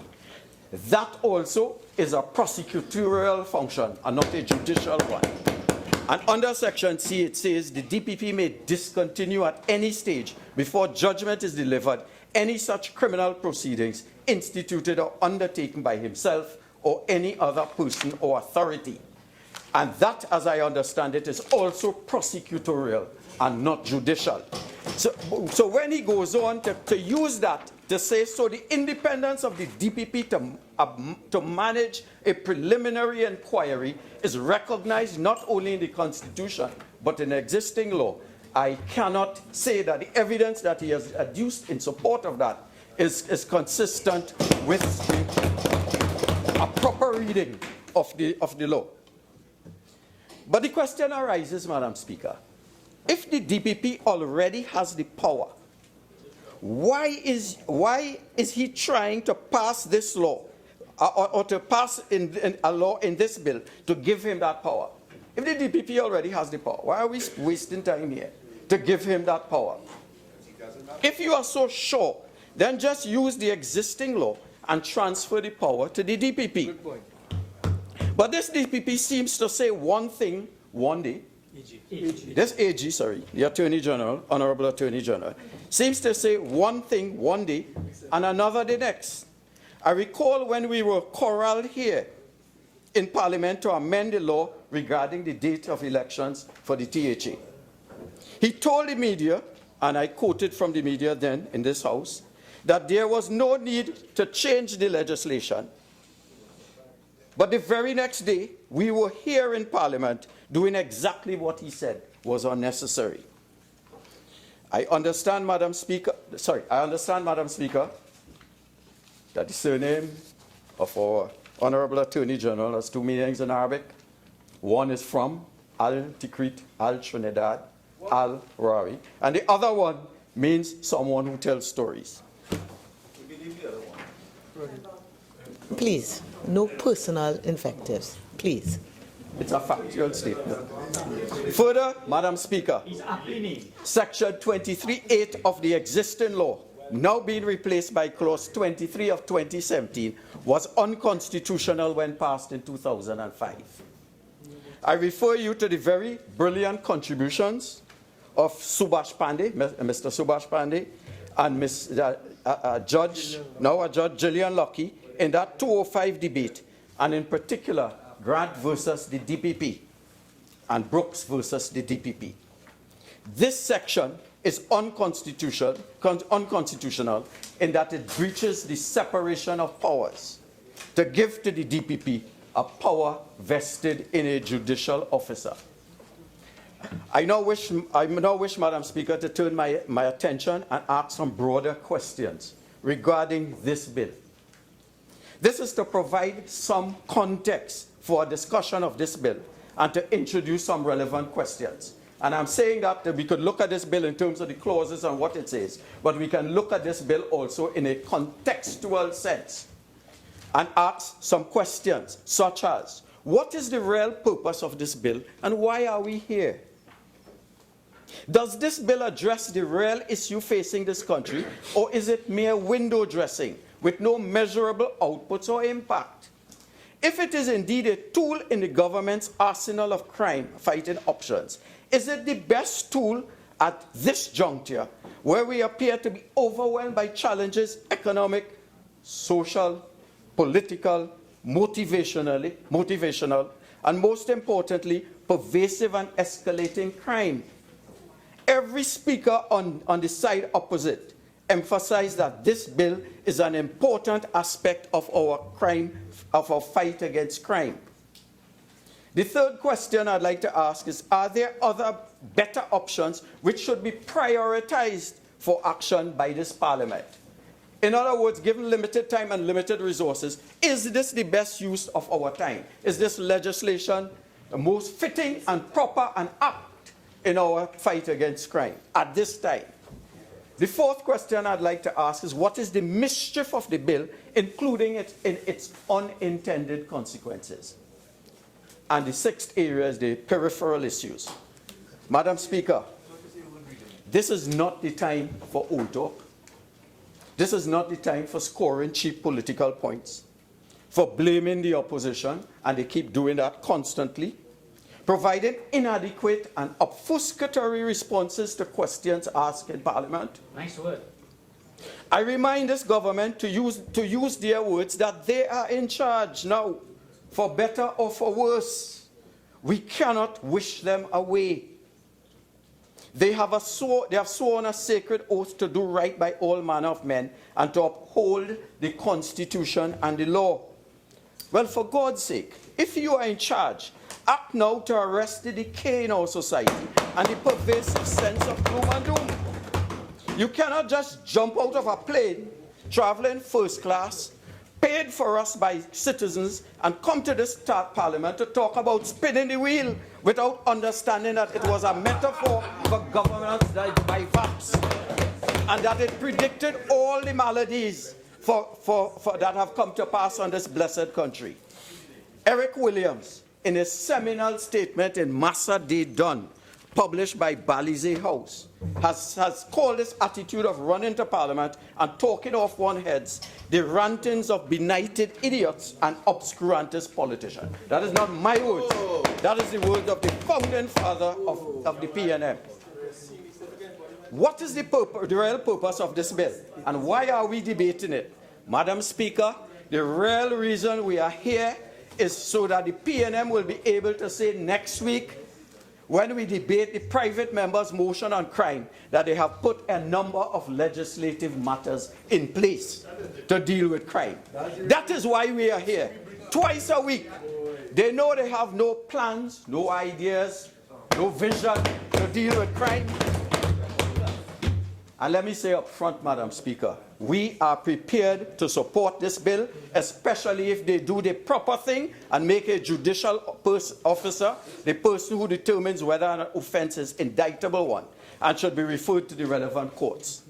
If they remove the DPP and put a judicial officer, I am prepared to argue in caucus that we support the bill, and I'm saying so publicly. They like to say that we do not support. We say we will support the FATCA legislation if they send it to a joint select committee. They promised, and then reneged on the promise, and then said we do not support the legislation, when no one ever said on this side that we did not support the legislation. Madam Speaker, every speaker on the side opposite has said that, including the representative, the member for Port of Spain North, St. Anne's West, that this is a crime-fighting bill. The MP for San Fernando West, the MP for Point Fortin, the MP for Dabadi O'Meara, the MP for Laventille West have indicated that this is part of their equipment to fight crime. In other words, it will speed up the throughput in our courts by abolishing preliminary inquiries, and hence it will make the crime fighting more efficient. But, Madam Speaker, it will not. This bill will not improve the efficiency of the judicial system. In the first place, you have to catch the criminals. And if crime detection rate is less than 10%, then I will call this a 10% solution. You're only dealing with 10% of the problems because they only enter the judicial system when you catch them and you bring them before the courts. In other words, as my teacher in Naparima College, Mrs. Joyce Martidine, used to say to us sixth form students, it is an exercise in majoring in minors. It is the same thing with this newfound love for hanging. You have to catch the criminals first before you can pass them through the judicial process, and do so within 5 years, according to Pratt and Morgan. In the second place, if we go by the past performance, this bill will not be proclaimed. Like all the non-financial bills that this House has either passed or considered, many of them brought here by this Attorney General. And here is the list, Madam Speaker. The list of bills brought to this House. The list of bills brought to this House that have remained languishing in purgatory. The first was on November the 13th November 2015. We had the Whistleblower Protection Bill 2015. Where is it? What is the status? It is the committee report debated and adopted. It's still at the committee stage. It hasn't gone through. The second bill, the Strategic Services Agency Amendment Bill 2016. Where is it? We have assented to it in Parliament, awaiting proclamation. They bring legislation, they hustle us to pass it. They browbeat us with all kinds of techniques and arguments in Parliament, in debate. And when we pass it, they leave it, they do not proclaim it for all kinds of reasons. So the Strategic Services Agency Amendment Bill 2016 has not been proclaimed as yet. The Miscellaneous Bill Provisions Anti-Gang and Bail Bill 2016, the third bill he has brought to this Parliament, it was defeated on the 1st of July. The Family and Children Division Bill 2016, it has been assented to on the 5th of July 2016, where it is not proclaimed. So we have a situation where we talk here, we do all that we are required to do, and then somehow in the system, the thing languishes. How are we so sure that we will discuss this, we will pass this bill, and what will happen is that it remains somewhere with no action? We have the Motor Vehicles Road Amendment Bill 2017. It's still before Parliament, first reading. The miscellaneous provisions, mutual assistance in crime, in criminal matters, the proceeds of crime, we keep hearing about that every day. The Financial Intelligence Unit of Trinidad and Tobago, the Custom and Excise Control Bill, all still in Parliament being debated. The Indictable Offences Pre-Trial Bill, second reading. The Criminal Procedure Plea Discussion and Plea Agreement Bill 2017, still before Parliament. The Bail Access to Bail Amendment Bill 2017, first reading. 48-1, Madam Speaker. The relevance of that... Member for Naparima, I'll give you a little leeway. The relevance of that, Madam Speaker, is that this bill, I'm giving the history of bills and what happens, only to suggest that we need to be careful that we do the necessary work to make sure that the bills are operational. Bills are not debated yet. So this, Madam Speaker, is window dressing that we are here. Why we are here today. Window dressing to give the impression that we're doing things about crime and we're improving the criminal justice system, and therefore they are working hard. Just pappy show.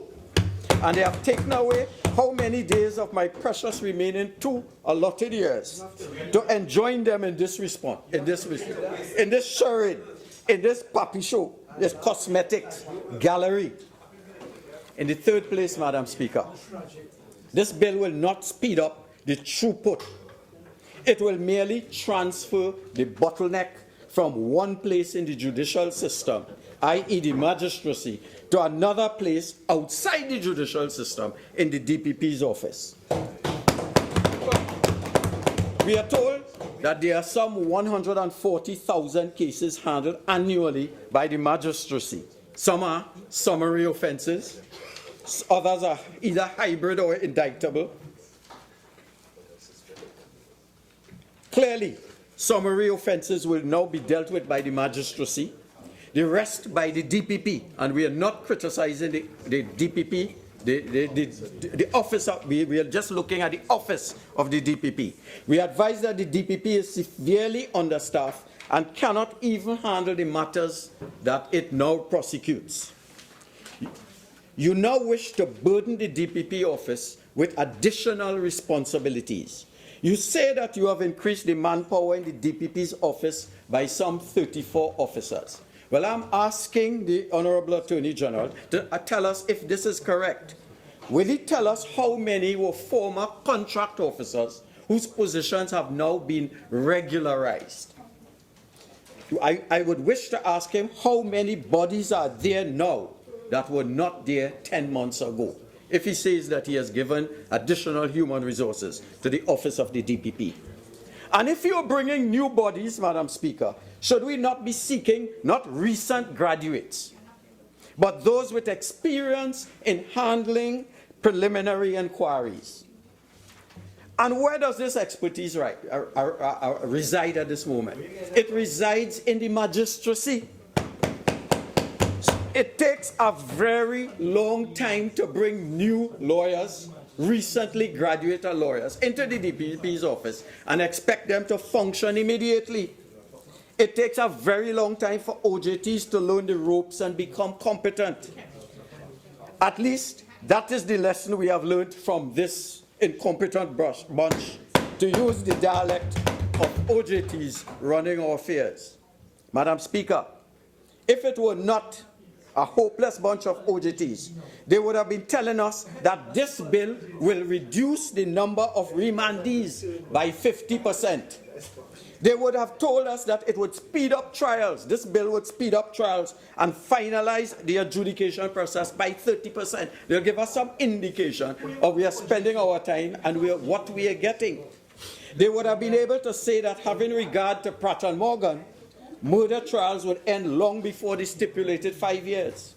But this is a question of activity. You're doing things for doing things' sake, and it is not tied to the outputs of the system. They would understand that. But they can't tell us the quantifiable outputs, even though time and time again I've asked questions. Tell us this activity that you are doing. What is the measurable impact? They never answer directly. They can't, because they are operating by VAPs, with no clear, measurable outputs in mind. It's merely like holding a bat and making a swing, whooping in order to hit a six. Madam Speaker. Thank you very much, Madam Speaker. The second issue, Madam Speaker, is this bill a real priority in addressing the issue of crime? As far as I am aware, there are many activities in fighting crime, only one of which deals with the reform of the judiciary. These include crime prevention. These include crime detection, and I'm saying that because all of them have said that this is a crime-fighting bill, and therefore to put it in context, one has to see what will be the end result in the context of all the range of activities one has to do in respect of crime-fighting. It has to do with prison reform. It has to do with what cultural interventions we make to reduce crime, the outputs of our education system, prison reform, a smarter approach to assessing the performance of the police. The actions of this government suggest that the government, apart from having the wrong priorities, is addicted more to the back rather than the front end of crime. Action should be pari passu on all fronts. But we are here today because this government is more interested in locking up people and having an efficient system to send them to jail or not, rather than preventing young citizens from pursuing a life of crime. And I'll tell you why, Madam Speaker. How else do you explain cuts in the allocations in the budget? 30 minutes have expired. You're entitled to 15 more minutes. Thank you. I'll take it. How else do you explain cuts in the allocation in this year's budget to almost every institution that works to create citizenship, family values, discipline, a positive outlook, and improved self-esteem among our young and at-risk vulnerable males and those from the inner cities and in the diaspora? The government needs to explain why it has prioritized $260 million for the SSA, a big bloated macro agency to spy on us. Why this emphasis on throughput of this bill and the efficiency of this bill, but cuts in this year's budget allocation to the cadet force of $7 million,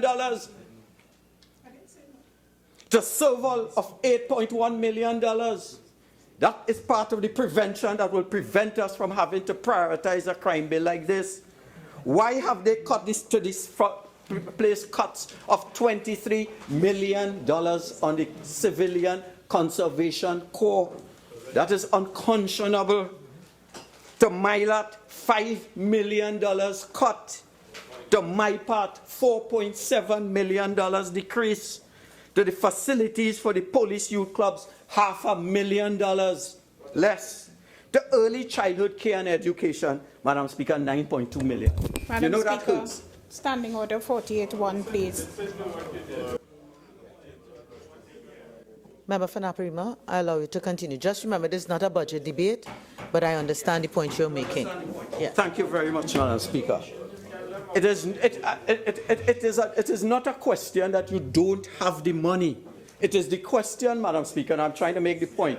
It is what you do with the money you have.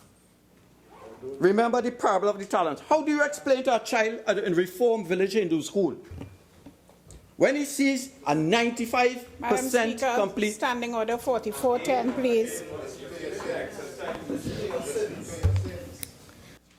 Member, as I indicated, you seasoned, and I think you could comply with the standing orders. Okay? I thought I was hearing from the member from Aruka Maloney. Standing order, 93K, or is it 140K? And the question is, how do you justify to a young person in my constituency in Reform Hindu School, he sees 90 million being spent on the Staruba Stadium, and his new school, brand new school, $10 million. He's not getting. No money has been allocated to that. What are the benefits this bill provides? None really. What is the mischief of this bill, including its unintended consequences? By moving the magistrate to an impartial judicial officer, who is an impartial judicial officer of the court, appointed by transparent mechanisms, uncontaminated by political interference, and buttressed by continuous assessment by judicial reviews by judges, one has unwittingly contaminated the process. By passing this legislation in an atmosphere which suggests that it's being foisted on us, and I'm talking about the elimination of the requirement for the 3/5 majority.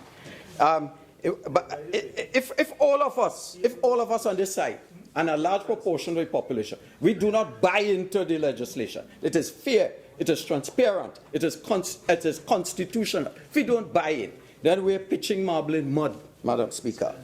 Arising from all this is the question of trust in the judicial process and the actors who are called upon to make them work. Do citizens of Trinidad have absolute confidence? And I'm not speaking here about the DPP. I'm speaking of the office of the DPP as an institution. Do we have absolute confidence in it? What cases are fast-tracked and which are not? And the question we ask, what about email gate? What about email gate? Why is it taking so long? And what is this concept of looking beyond the four square of the evidence? You know, we have to, and as a citizen, I'm looking at that and saying, is this fair and transparent?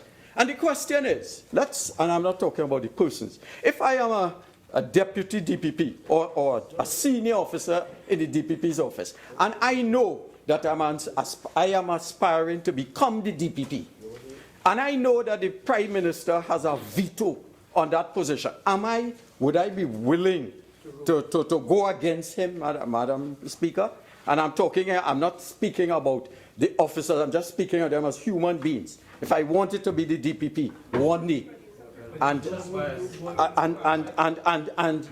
I'm only saying this, Madam Speaker, to make the point that when this is the danger, this is the mischief of shifting it from a judicial officer and residing it in a DPP's office. I didn't want to make this point, but I have to say so. If I am working in that office, I have to take into context. What about it is this? And we recognize and we understand why you weren't here last Wednesday, but you may have missed some of this already. So you're bordering on tedious repetition in terms of the point about the independence of the office and the veto power. That has been stated, and I know you've read, from what you've said, several of the contributions. So maybe you may have missed that. So if you could move on to another point, please. Okay, thank you. Now, is there an inherent prosecutorial bias among staff in the DPP's office? Nobody has made that point. Is there something inherently wrong in an office, in this case the DPP's office, advising prosecutors and then adjudicating on next steps?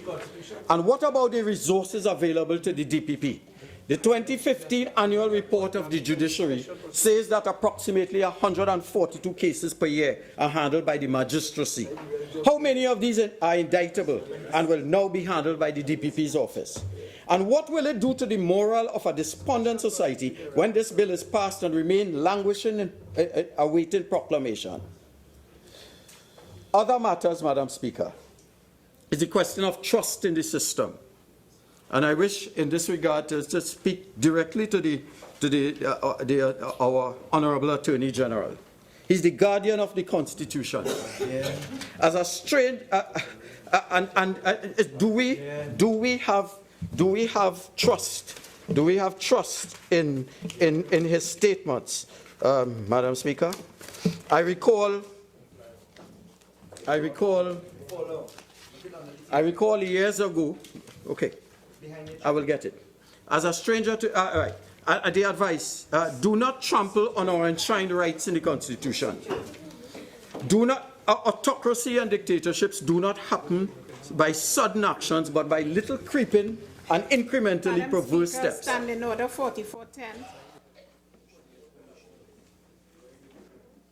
Member for Naparima? Yes.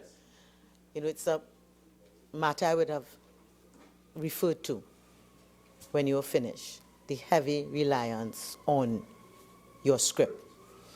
Please, remember this is a debate, so that while you could quote extracts, you could refer to notes, there's a heavy reliance. So please continue and contribute to the debate in the manner expected. Yes, thank you very much, Madam Speaker.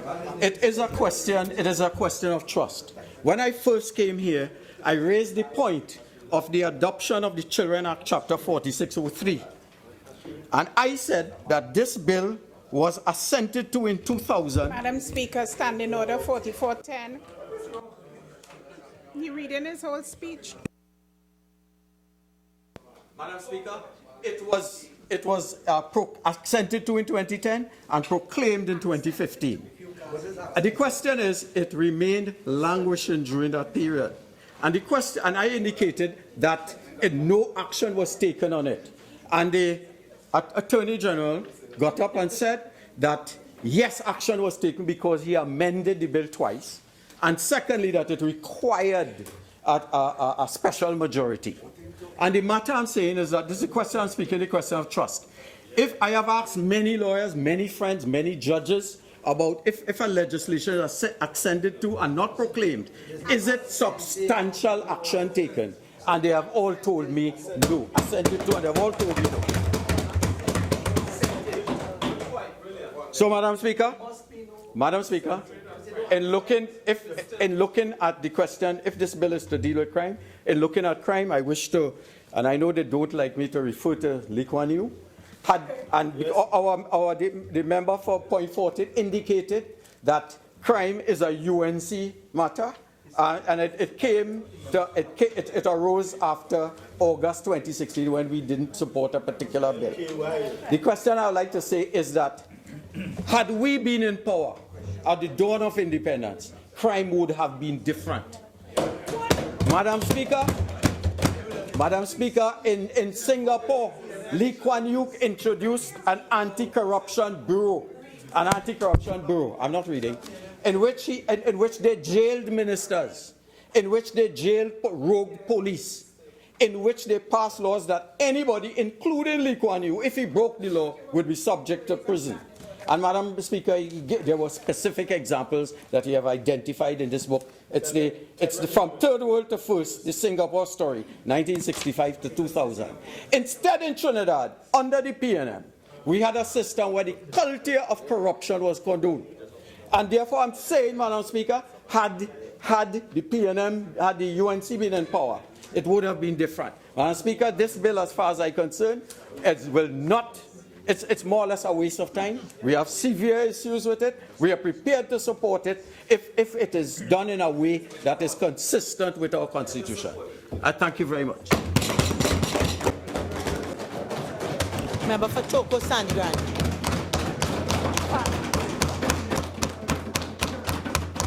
Thank you very much, Madam Speaker, and honourable members, for allowing me the opportunity to contribute to this debate. Madam Speaker, I feel compelled as a past police officer for so many years to make my contribution to this bill this afternoon. And this bill is an act to abolish preliminary inquiries and to provide for the pre-trial procedures in respect of indictable offences and for ancillary matters.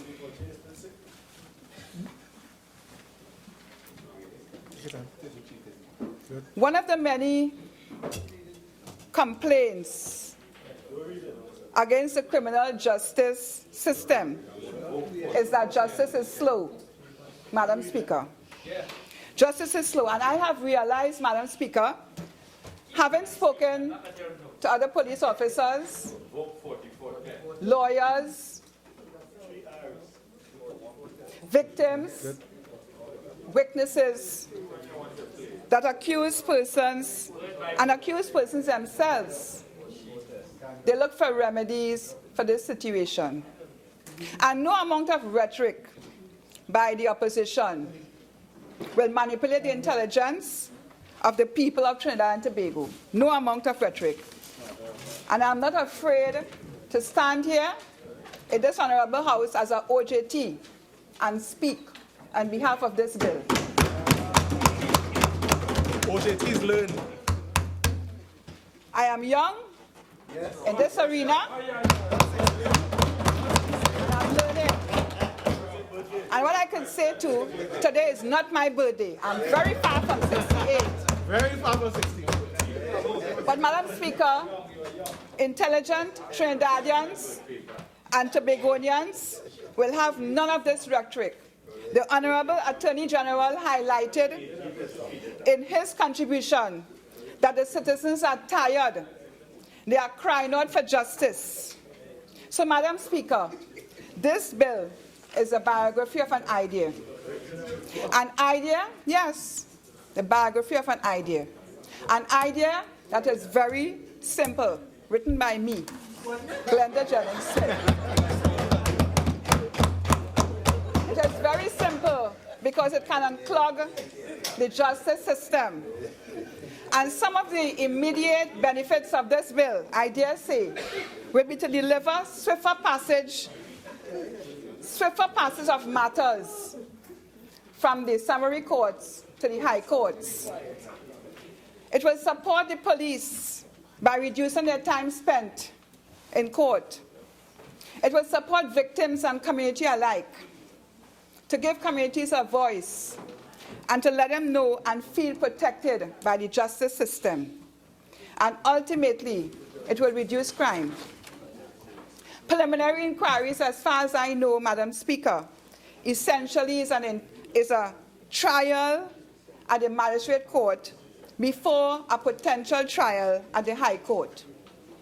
And the abolition of preliminary inquiries will greatly support the participation of witnesses and victims in criminal proceedings.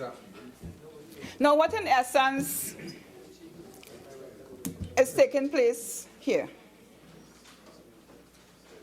Witnesses, victims, and accused are exposed to an entire trial to decide whether a prima facie case is made out at the summary courts, and also to see if there is a sufficiency of evidence before it is sent to the High Court. Now, when this matter is forwarded to the High Court, another similar process takes place. And that process could engage witnesses for days and months and even years. I want to inform this Honorable House that before the matter was heard at a magistrate's court, it would have been called multiple times. Madam Speaker, 4410, please. Member, please be guided by 4410. This is a debate.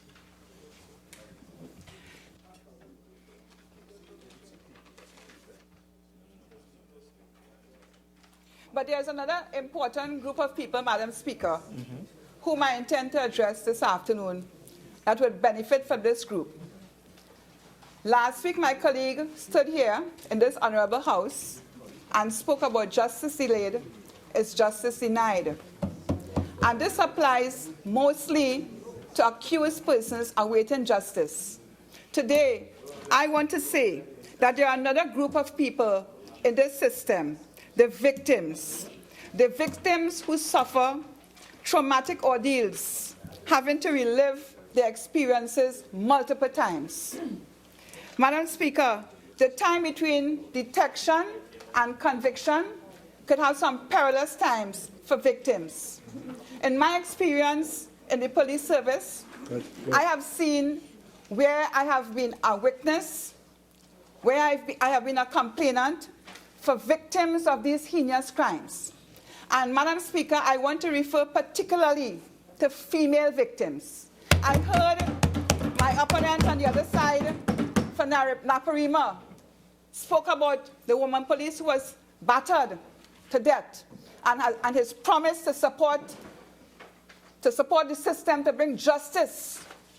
But Madam Speaker, when I come to this Honorable House and I sit here, I wonder if it's a charade. I wonder if it's a charade or if it's real. And as I said before, Madam Speaker, I am an OJT here. I am an OJT here. And sometimes I'm not really convinced that those on the other side have the heart or the feelings of what goes on in this country, Trinidad and Tobago.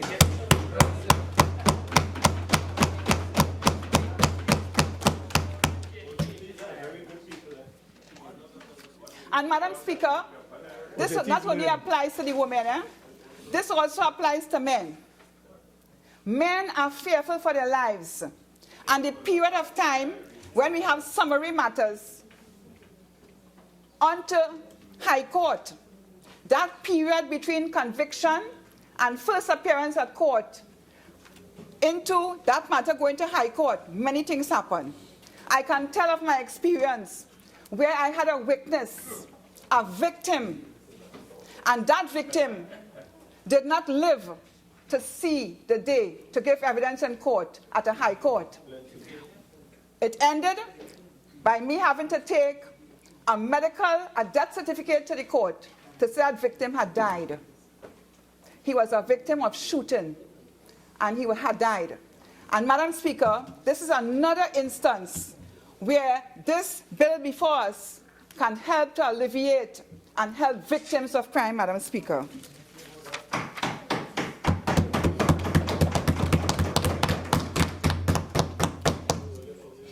On our last occasion, I sat here and I heard the opposition make mention about the elimination of preliminary inquiries and challenge this side to bring evidence or bring facts to show where else in the world this is happening. And our CARICOM leaders in Jamaica, Belize, and as far as Australia have shown support for the elimination of the preliminary inquiry bill. Madam Speaker, I want to just refer to my notes here.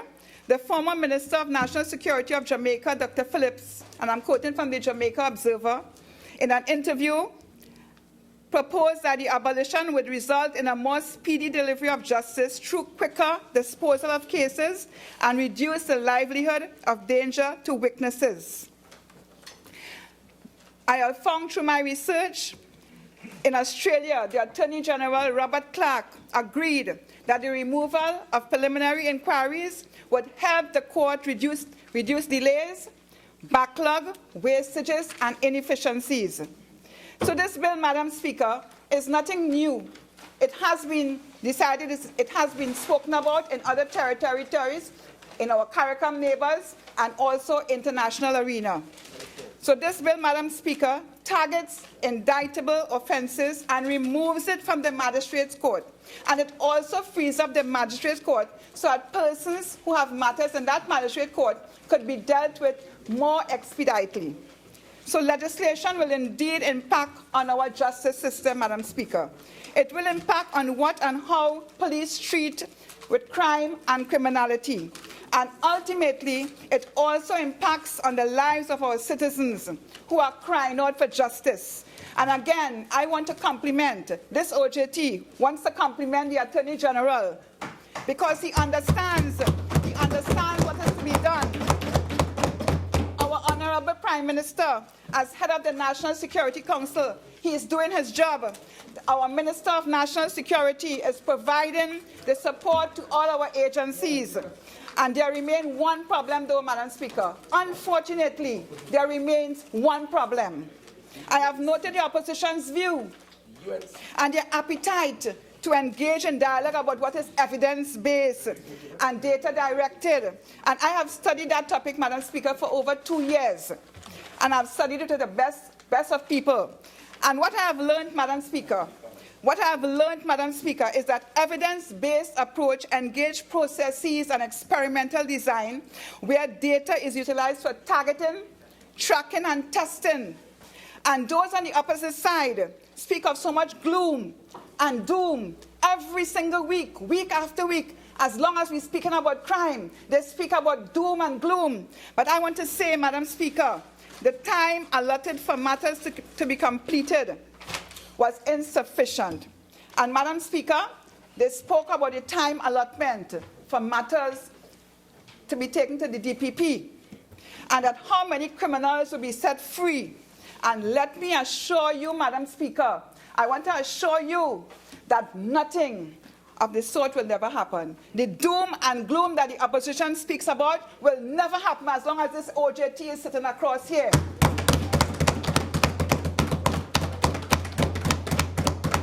So I'm speaking, Madam Speaker, this afternoon, that through legislation, Madam Speaker, institutions will now be able to easily track matters and track certain cases. Madam Speaker, just look at our legislative agenda. Is it not one that reflects that indeed we are serious about fixing the system and fixing the business of crime, Madam Speaker?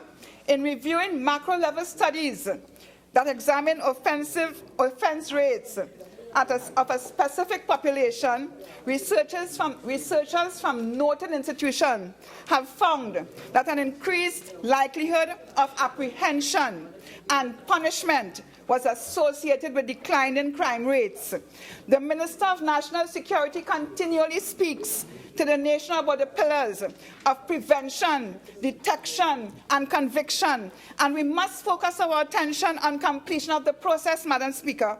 Our conviction rates at both the Magistrates' Court and the High Court are important variables, Madam Speaker, for an analyst, because it can signal to us what is happening in our society, what may be responsible for a high violent crime.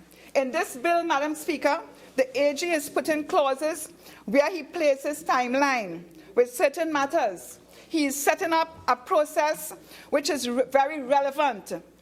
If we speak of data-driven evidence, it is very appropriate. Yesterday, I was pleased, Madam Speaker, to hear a past AG simplify the process. He too spoke of tracking and targeting certain cases within the system for special consideration to ensure that we meet the requirements of Pratt & Morgan case. And Madam Speaker, I want to share another salient point with you. Legislation guides operation. With benchmarks set, all officers and members of the DPP's department will ultimately develop their systems to meet the dictates of the legislation. Madam Speaker, it has been proven in other jurisdictions that a timely delivery of justice was a factor in the reduction of crimes, especially those that are of a reprisal nature.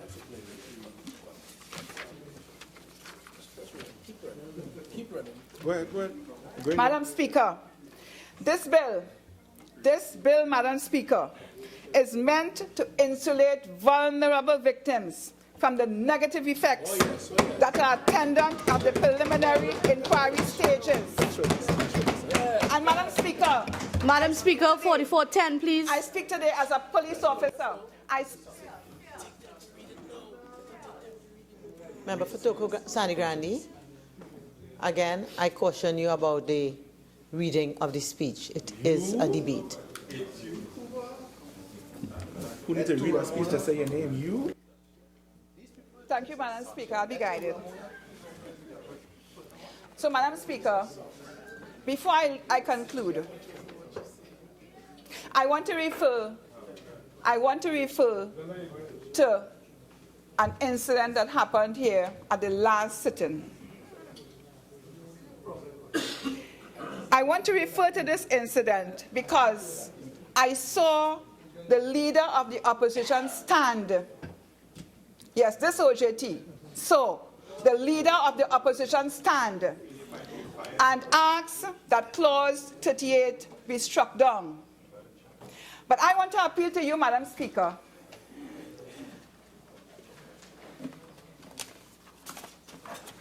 Clause 38 would make it an offense to publish or report the particulars of a charge for an indictable offense other than the name, address, and occupation of the accused person, and any witnesses and a concise statement of the charge. Madam Speaker, as an officer with 34 years experience. Say it again. Say it again. Say it again. Say it again. Say it again. Say it again. I stand here as a strong woman. A strong woman representing all women in the society. In particular, women police. 34 years. And Madam Speaker, I stand here today in defense of this clause because I remember working with many victims of rape. Many, many victims of rape, Madam Speaker. And when they come to court, they are frightened, they get cold sweat, they are embarrassed, Madam Speaker. I can remember, Madam Speaker, some time ago, that I had the cause to talk to a young woman who was a victim. And Madam Speaker, this person was raped by an individual who was HIV positive. And she was just 25 years old.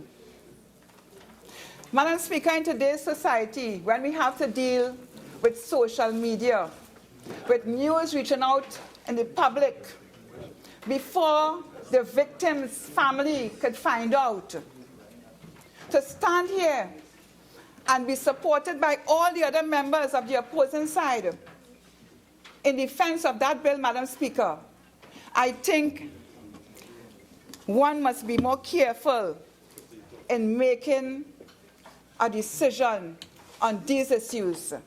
They are very sensitive issues, Madam Speaker. Now, Madam Speaker, I feel very passionate about this because I've lived it and I've seen it.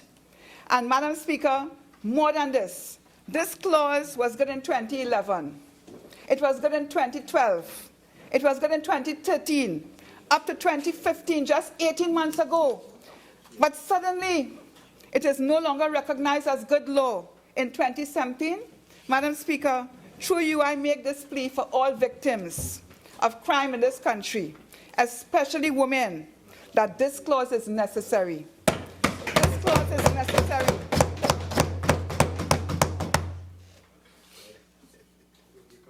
I remember, Madam Speaker, with good reason, that I was taught how to deliver death news to the relatives of victims. And I urge all of you on the opposite side to think clearly. Think with a consciousness of care for victims of crime. Quite so, yeah.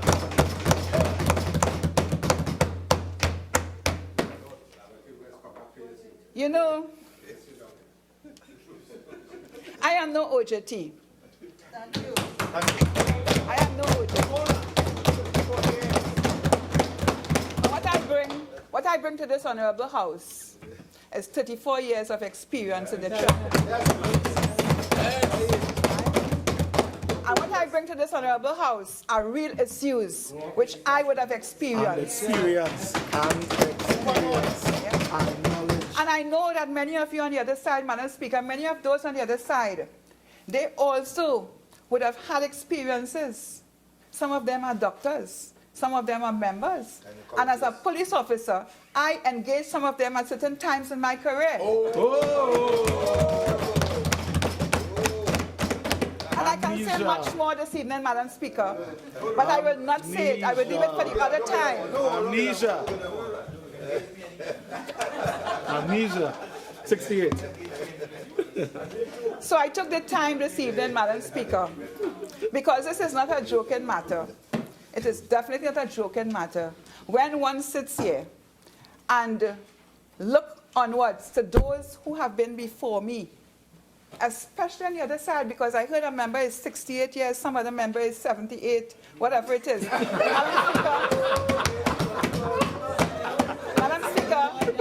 Madam Speaker, Journey East, nobody didn't call your name.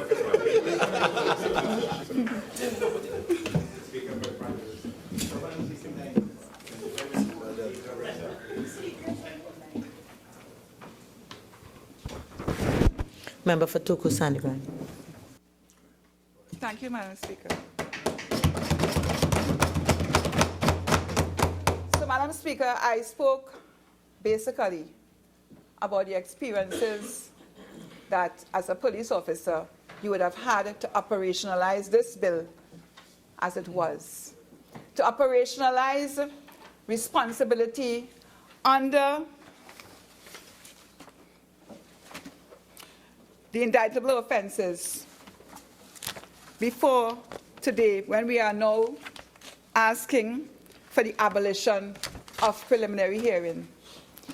And Madam Speaker, I would have seen firsthand situations where officers came to court, situations where there were about 15 persons to give evidence in court, situations where witnesses did not want to proceed with matters, situations where we had to go to people's home and pull them out to come and give evidence because they were afraid that they would be the next person dead. And these are real situations. Some of us have lost that feeling of realness in this honorable house. That's true. That's true. Yeah. That's true. Yeah. That's Some true. of us have lost it. Some of us have lost it. And we sit here week after week and we try to influence people by craftily putting words together. But I can tell you, Madam Speaker, that the Trinidad and Tobago, Trinidadians and Tobagonians, they would have none of that, Madam Speaker, because they're tired. And what the people outside there are asking for is justice. And they want swift justice. And they want to feel safe in their homes. And we have an Attorney General, Madam Speaker, who has understood the principles of justice. He has understood and he has cared for the people. He is caring for the people. He is the guardian. He is the guardian, as said by Naparima just a while ago. He is the guardian of yes, he's an angel. Yes. And because of this, Madam Speaker, it is because of this, Madam Speaker, I stand here this evening and I stand here compelled to speak and to speak these words because I sit here week after week and I look on at those opposing on the opposite side and I wonder at them because I too was a police officer who worked under their watch, Madam Speaker, and they did many things too. And they expected us and they expected the police officers and the law agencies to support and to get things done to reduce crime and criminality in Trinidad and Tobago. Yes, and I could speak of the state of emergency, Madam Speaker, but I could not speak about that today because the day will come in this honorable house when I will speak more on that state of emergency and what happened and who were the players. Because I sit here and I hear the utterances of the other side. Don't underestimate people. Don't underestimate people who are here for the first time. We are only here for 18 months, but we have an understanding of what's going on the ground. And this legislation, Madam Speaker, it is needed. It is good legislation, Madam Speaker, because I've spoken to police officers who use the system. I've spoken to lawyers, and some of them said they know it's good legislation. They know it's good legislation, Madam Speaker, but they would not support it because they come here under the refrain opposition. So we oppose, we find reasons to oppose, and we can always find reasons to oppose.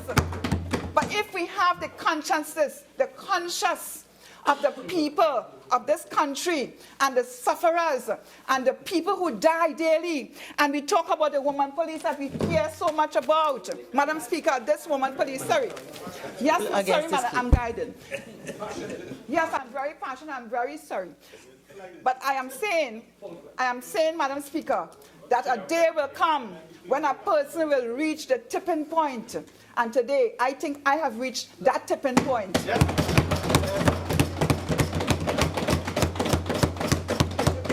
This government made a promise to this nation. And when I gave up my time to become a member of parliament for Toco, Grande, I had all faith and confidence that this government will deliver because I belong to a good government and a government that cares.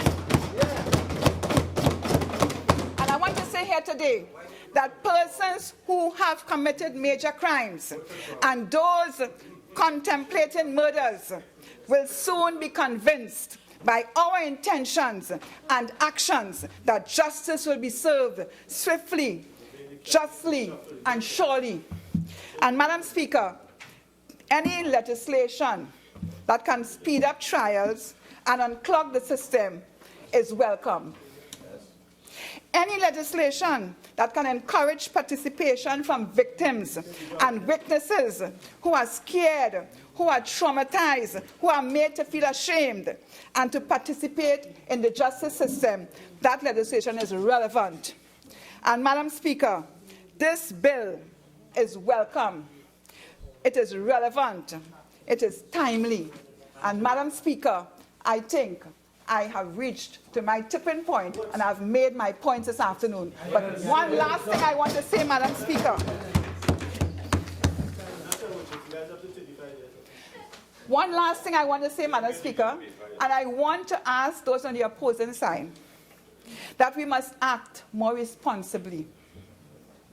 Let us not judge others by just what you feel they are, but judge others with a conscience. Madam Speaker, this legislation is good legislation. This legislation is necessary at this time to make a difference in this country. We talk about prevention. We talk about prevention of crime. We are all representatives of different constituencies, Madam Speaker. Where is our contribution? What are we doing as members of the opposing side? How are we contributing?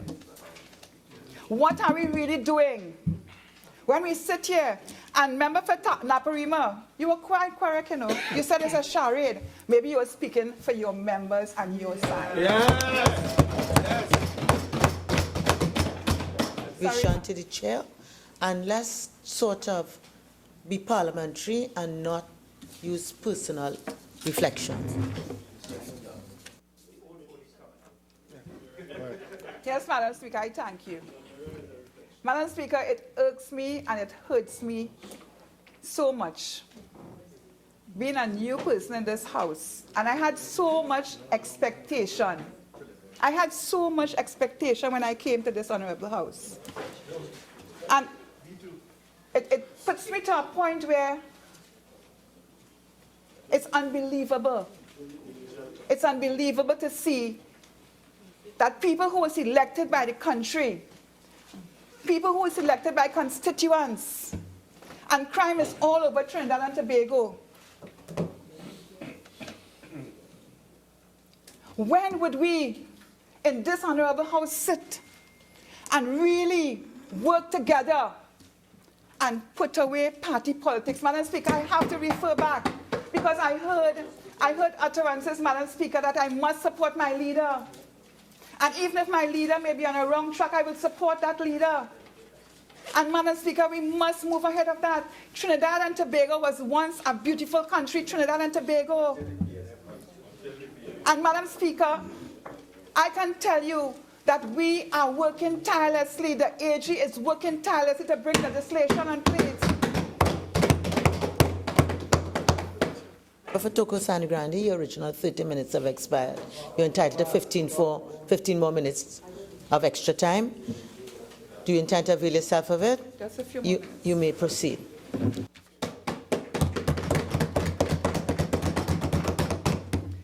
And you know, Madam Speaker, as I stand here, having gone through 30 minutes, that is quite an accomplishment for me. Quite an accomplishment, because I'm not reading.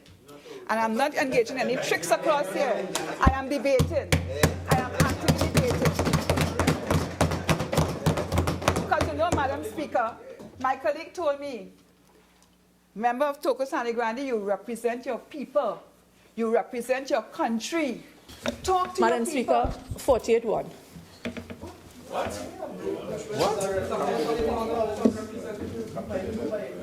Under the bill. Members, there's a certain decorum. We have standing orders. A member is entitled to raise a standing order. The chair is entitled to determine. Please be guided. Member for Toco San Grande, please continue.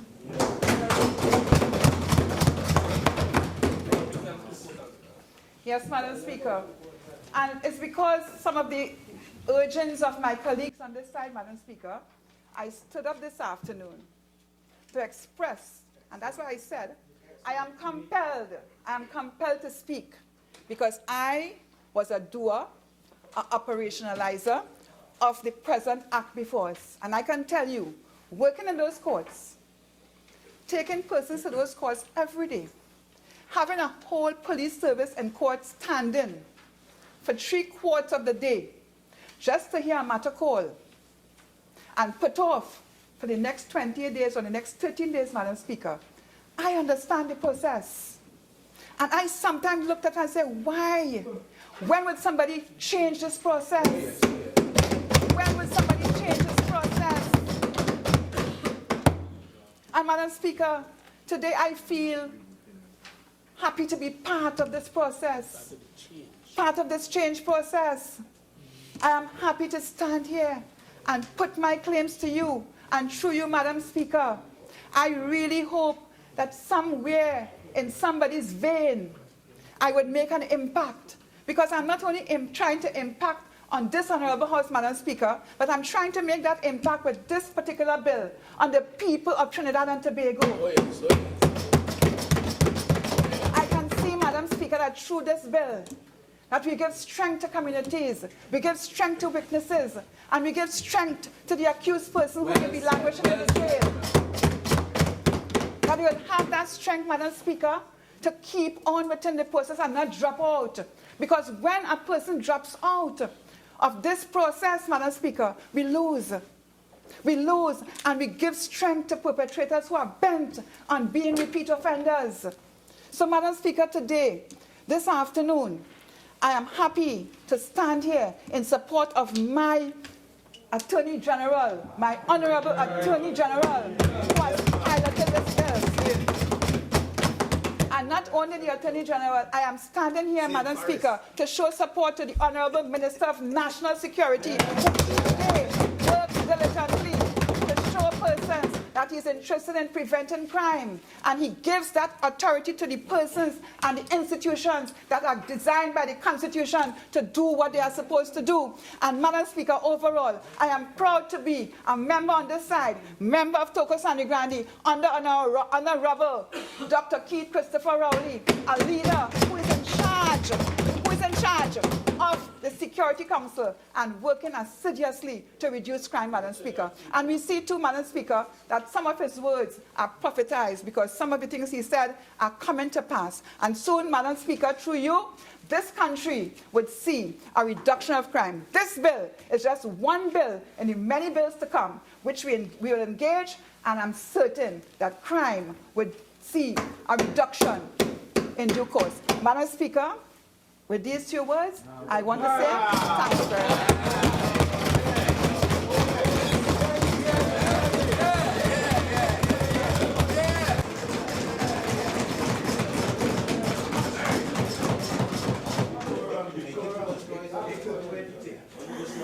Now, while I don't want to take away anybody's right to support their speakers, there is a decorum that we expect.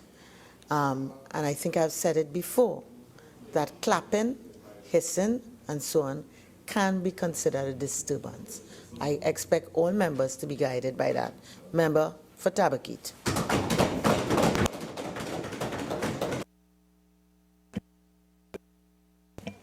Thank you, Madam Speaker, for allowing me the opportunity to join in this particular debate. Madam Speaker, there are 2 points I want to start with.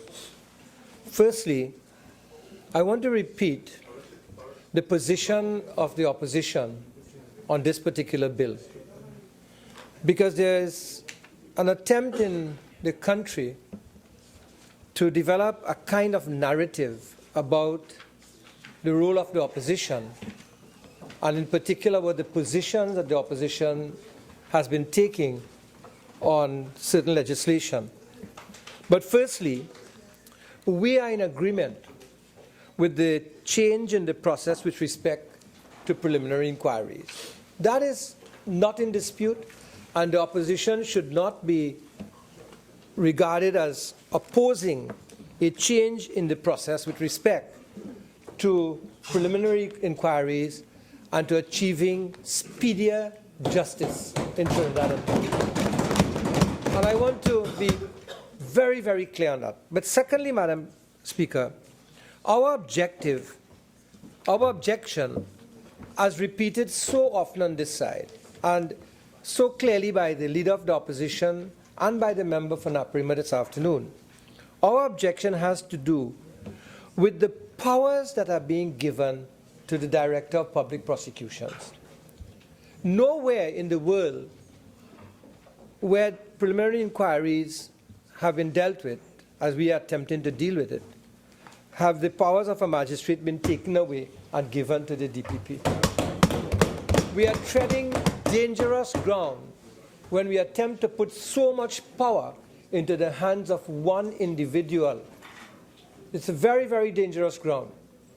And we, in the opposition, must be committed, as we are, to ensuring that we do not create a problem in the future which we will all regret. And it is the role of the opposition, as was its role in the FATCA legislation, as it is the role in terms of where we finally go with the marriage bill, and in terms of how we have approached other bills when they came before the House, to ensure that we get the right law in Trinidad and Tobago. And you cannot and you must not fault the opposition for taking their job seriously and opposing where it is necessary to oppose. Madam Speaker,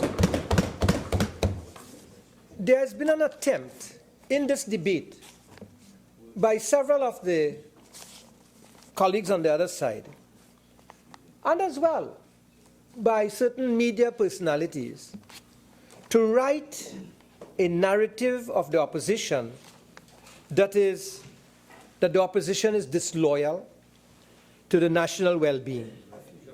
And even recently, the Trinidad Guardian attacked us on this matter.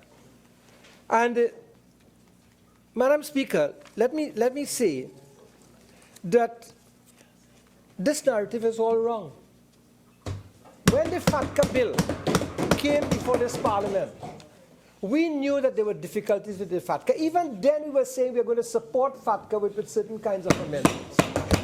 We asked for the GSC, and the turn of events has proven us right in that changes were made to the FATCA legislation, and the members of the government agreed to those changes. Good legislation. So if we were so wrong, why did you agree to the changes that we were proposing? So that this attempt to write this narrative of the opposition as a disloyal opposition to the national well-being, I think is very unfortunate. In fact, Madam Speaker, the honourable member for Port of Spain North, St. Anne's West, very enthusiastic member of the Parliament, hope to be the Attorney General very soon. Madam Speaker, he even questioned our patriotism. Questioned our patriotism. Madam Speaker, you know, that is something that really, really caught my attention. Because I have always considered myself to be a patriot of this country. Madam Speaker. Is he? Madam Speaker, is he? What is patriotism?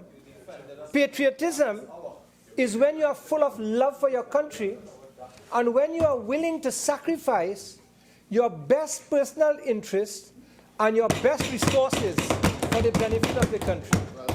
And Madam Speaker, when in 1980, as a lecturer at the University of the West Indies, I saw where this country was going. I joined the ranks. I joined with Mr. Carl Hudson Phillips, God bless his soul, became the deputy political leader of the Organization for National Reconstruction and tried to bring about change in Trinidad and Tobago. And Madam Speaker, I say here today that 2 weeks after I fought the elections in 1981 and lost the elections, I was given a letter, 3-line letter, by the then principal, Mr. Max Richards, which said, we will not be able to renew your contract in August of the year. I was technically fired from the university for opposing the PNM and for being a patriot in Trinidad and Tobago. So to come and question patriotism and love for country and the sacrifice that one is willing to make for country, I know about it, Madam Speaker. Because I've walked that road. And I'm not afraid to do it again if I have to do it again. Madam Speaker, so patriotism is love for your country and the willing to sacrifice for your country. And all of these members on our side we have been doing this in various forms and fashion on behalf of this country. Whether we are in government or whether we are opposition, we continue to work for the country. You know, Madam Speaker, the problem is that showing patriotism is very important. And it's so important that politicians, more than any others, argue about what is patriotism and accuse each other of not being patriotic. You know, there's a little quotation that comes from Mark Twain about patriotism. He says, patriotism is loyalty to the nation at all times, loyalty to government when it deserves such loyalty.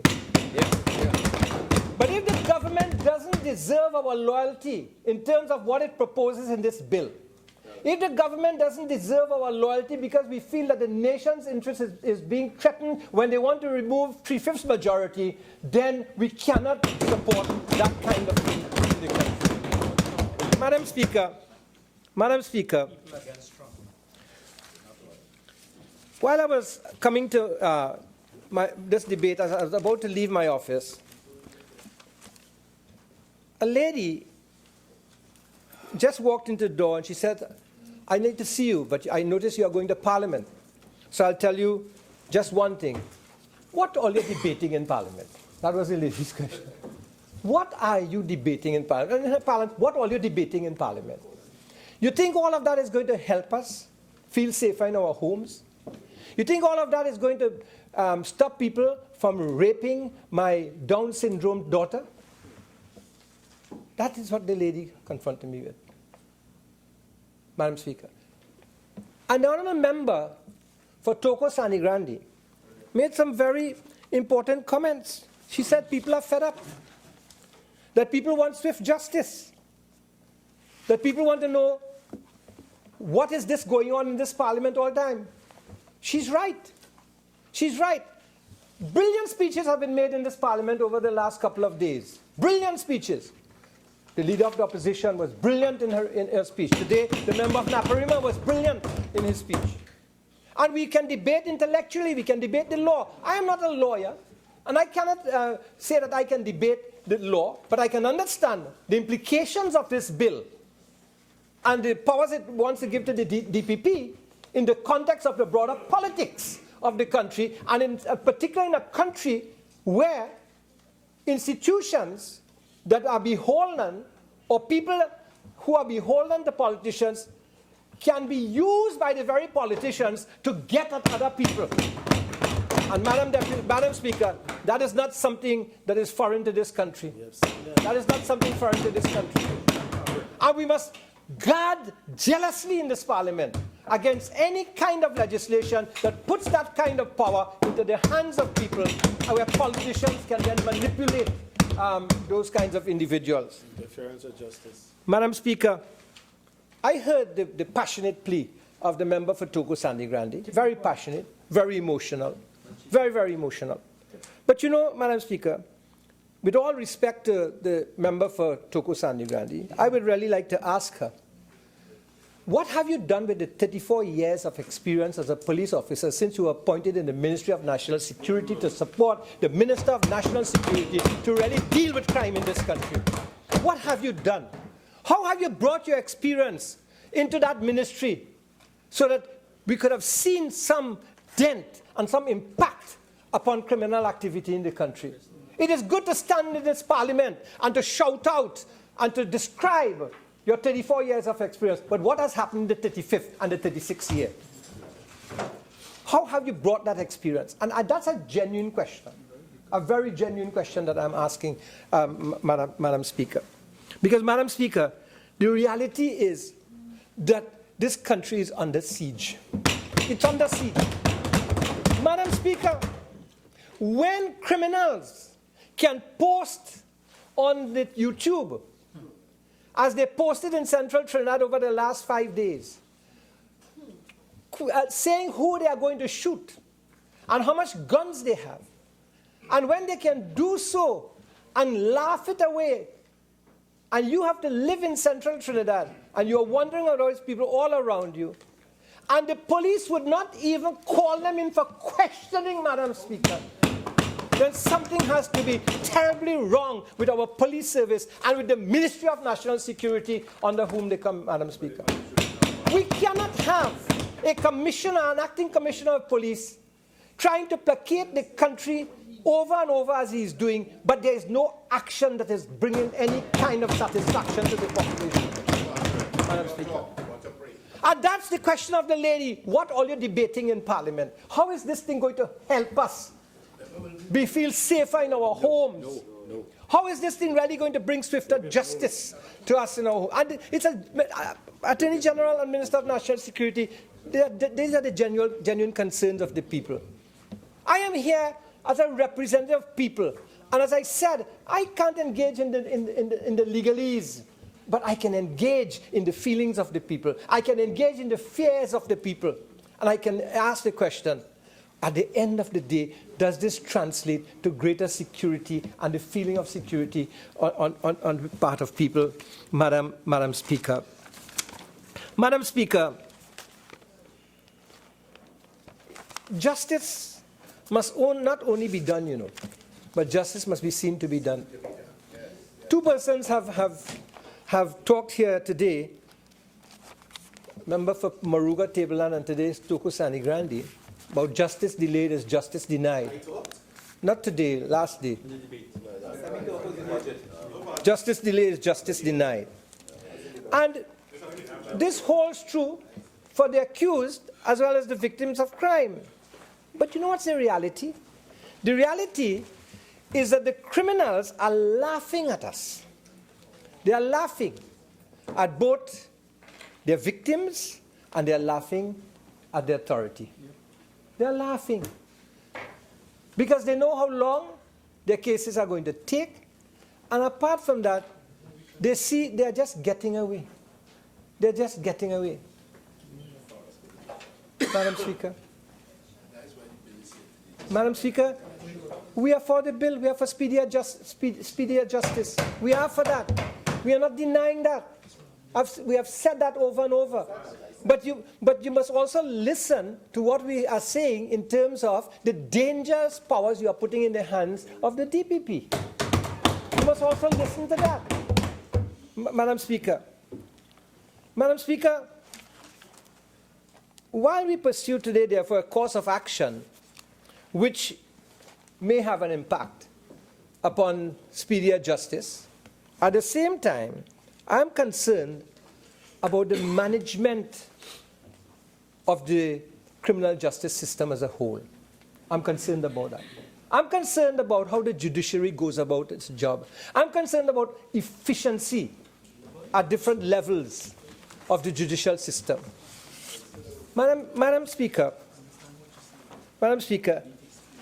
I sincerely believe that those entrusted with managing the criminal justice system, those entrusted with managing the judiciary, the magistrates' court, the police stations, and what have you, they need to re-examine the managerial processes they are using, and they need to re-examine the styles of leadership and ask the question, are they satisfied with their personal efficiency in all of this?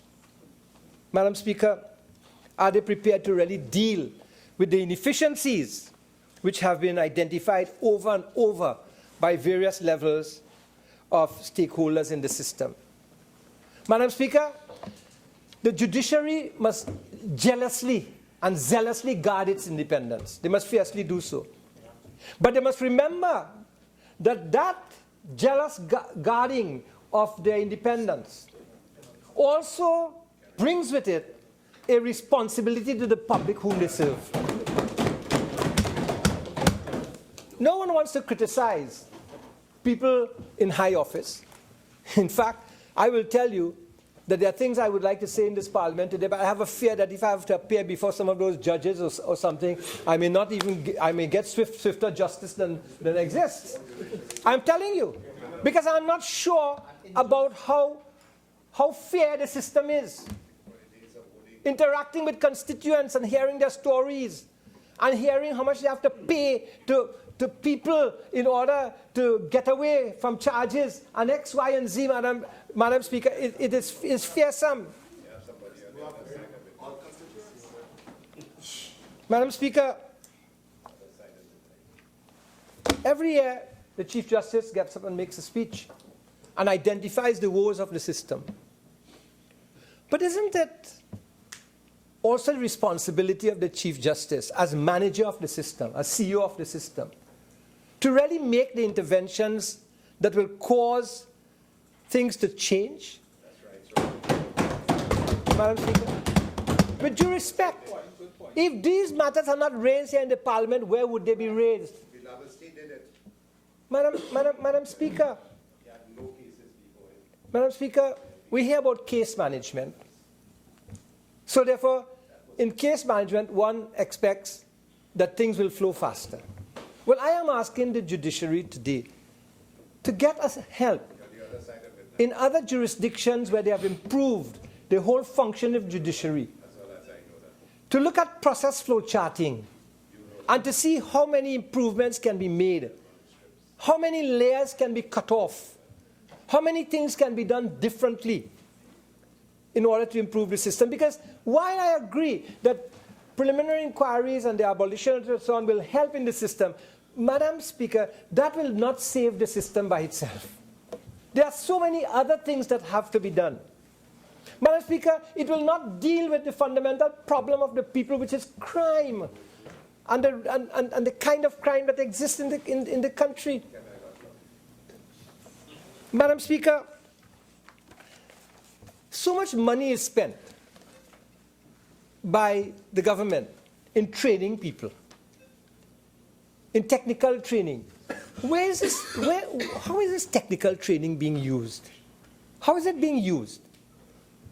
So many police officers, as I understand it, are being trained at Cambridge University and on courses and so on, all of them moving to master's degree in criminology and what have you. Why is it we are not seeing the impact, Attorney General and Minister of National? Why are we not seeing the impact of this investment in terms of the ability of the police service to get more convictions, to do better preparation of their cases, to go before the courts and what have you? What is happening? Who is tracking? Who is tracking how all of this knowledge is being utilized for the benefit of the country? Or are we making an investment simply to get somebody to have a degree or what have you, to get promotion in the service and nothing else matter, that performance doesn't matter? Madam Speaker, it is true. Lots of police officers are becoming lawyers. And so, Madam Speaker, what is the situation with the other matters? Let me just give you an example of what I'm talking about. There are about 7,000 police officers in this country, and I'm subject to correction. The police work on 12-hour shifts, as I understand it. So at any one point, if you divide it by 2, you have 3,500 police officers probably available. Now, of that 3,500, how many are on sick leave? How many are on suspension? How many are on vacation? How many, Madam Speaker, are involved in the very cases in the courts every day that are being postponed or have to go to court and the prosecution isn't ready and they stand there waiting all day only to have the matter again? How many policemen are actually on the ground doing police work in this country? How many of those 3,500 on a shift are also involved in administrative work? Because I'm saying unless you correct these kinds of things in the system, what we are debating here today will probably have very minimal impact upon the crime situation. Because the objective of swifter justice in any country is to affect the end product, which is a reduction in crime or prevention of crime. Madam Speaker, so how many police officers are really on the job on a daily basis? It's a very serious question. So on the one hand, we argue that we have a very high ratio of policemen per capita, or police officers per capita, but at the same time, how many are really on the job? So you have a lot of a lot of things to do with the management of the system. And whether the hierarchy of the police have been trained in management of the police service is something I think that is of concern to me. You see, the point I'm making is that you're going to reform the law. You're going to reform the systems. You're going to reform the processes. For example, the new rules, criminal procedure rules and so on. You're going to bring about all those reformations. Those are good things. We support those things. And you may do so with the best of intentions, Honorable Attorney General. But to be effective, you have to have also responsive leadership.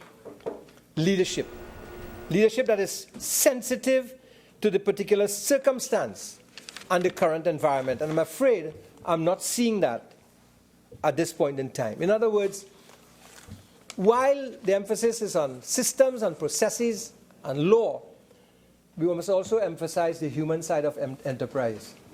The human side of enterprise. How we really develop the competencies of the people in charge. But not only develop the competencies, developing the competencies in a way that they can make a difference in the management of the system.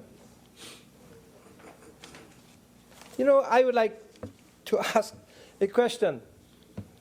Has the judiciary ever done a proper SWOT analysis of itself in order to develop the kinds of strategic interventions that will result in change from within? You don't really get change from the outside, you know. The only real change comes when people admit what the problems are and they change from the inside. That's when the change comes about. Madam Speaker, the judiciary must guard its independence, as I said. But the judiciary must also understand that it needs self-management. Self-management. Madam Speaker, what percentage of cases, my next point, what percentage of cases will be affected by this proposed change? I might have missed it, Attorney General, but it might be interesting to find out what percentage of cases will be affected by the abolition of preliminary inquiries. And will it really cause a speedier delivery of justice? Maybe you can give me an idea of how many cases are likely to be affected. But my real question here today, you know, is what are the other impediments in the system which must be identified so as to really cause this change in one little area to be impactful? What is being done, for example, with the thousands of cases now before the magistrate's court, at the level of the magistracy? What is being done about that? What is being done about that? What is being done about the magistracy as a whole, where the bulk of cases are filed, where they are always being postponed? You know what productive time is wasted in this country because of the number of times cases are postponed? You know much that? Maybe you can tell us, AG, how many matters are filed annually as indictable matters and how many are filed as summary offences. We need to know that. Sure. You didn't identify those two.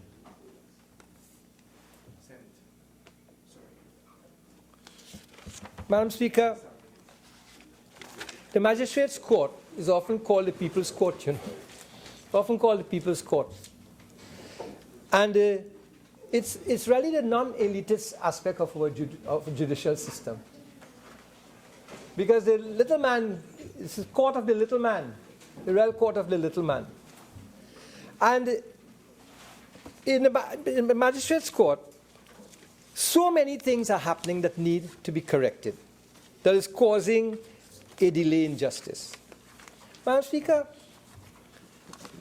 I understand, and maybe the Minister of National Security can tell me, or the member for Toco Grande can tell me. I understand that at this point in time, instructions were given out that only sergeants could be prosecutors. Is that, I would like to know if that's true. No. Okay. But how prepared and trained are your prosecutors? How prepared and trained are your prosecutors? What What kind of training is being given to them so that when they go to court, they are ready and they can go through the matter? What about the preparation of the files? What about the preparation of the files? How many times we have heard that the prosecution isn't ready? The prosecution cannot find a lawyer from the DPP's office, that nobody has been assigned to the case. Huh? I recently heard 34 lawyers were given to the 32. How qualified are they? How long it's going to take them to really develop in the system that they can really make an impact in the system?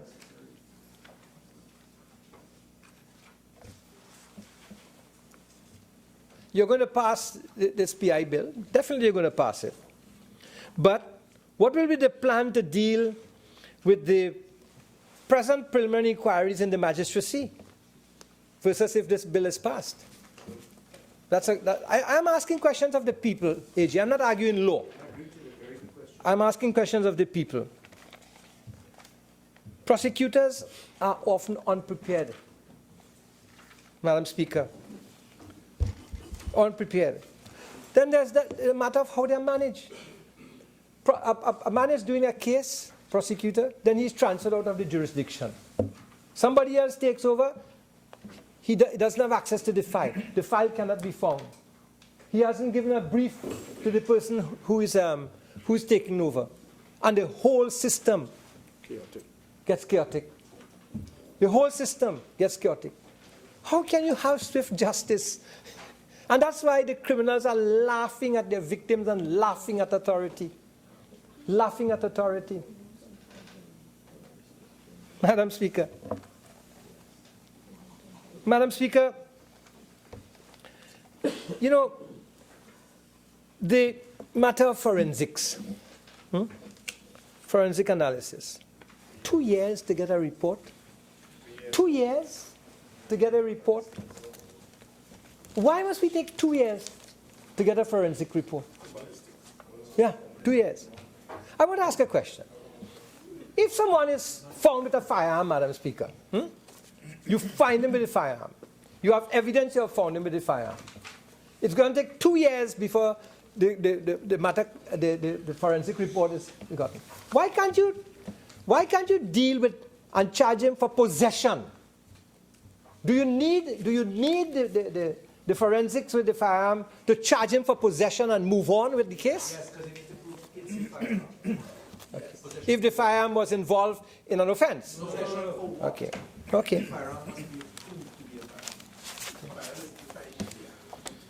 Okay. All right. Good. I asked the question. I'm happy I'm getting an answer. But my point is valid. That it's taking too long to get forensic reports in the country. Right? Why? Why? If we can't find people with the requisite skills in this country, can't we also advertise internationally? Can we advertise internationally? And who paid MCPO? Exactly. That's the biggest problem. Exactly. You see, you It's an interactive stage. Madam Speaker, there are a lot of problems in the... Now 30 minutes have expired. You're entitled to 15 more minutes. Can I ask how long you will take? About 7. Would this be a convenient time for us to take the suspension? Okay. So do I have the concurrence that we'll take the suspension now? All right, so this House is now suspended till 5 o'clock. Different.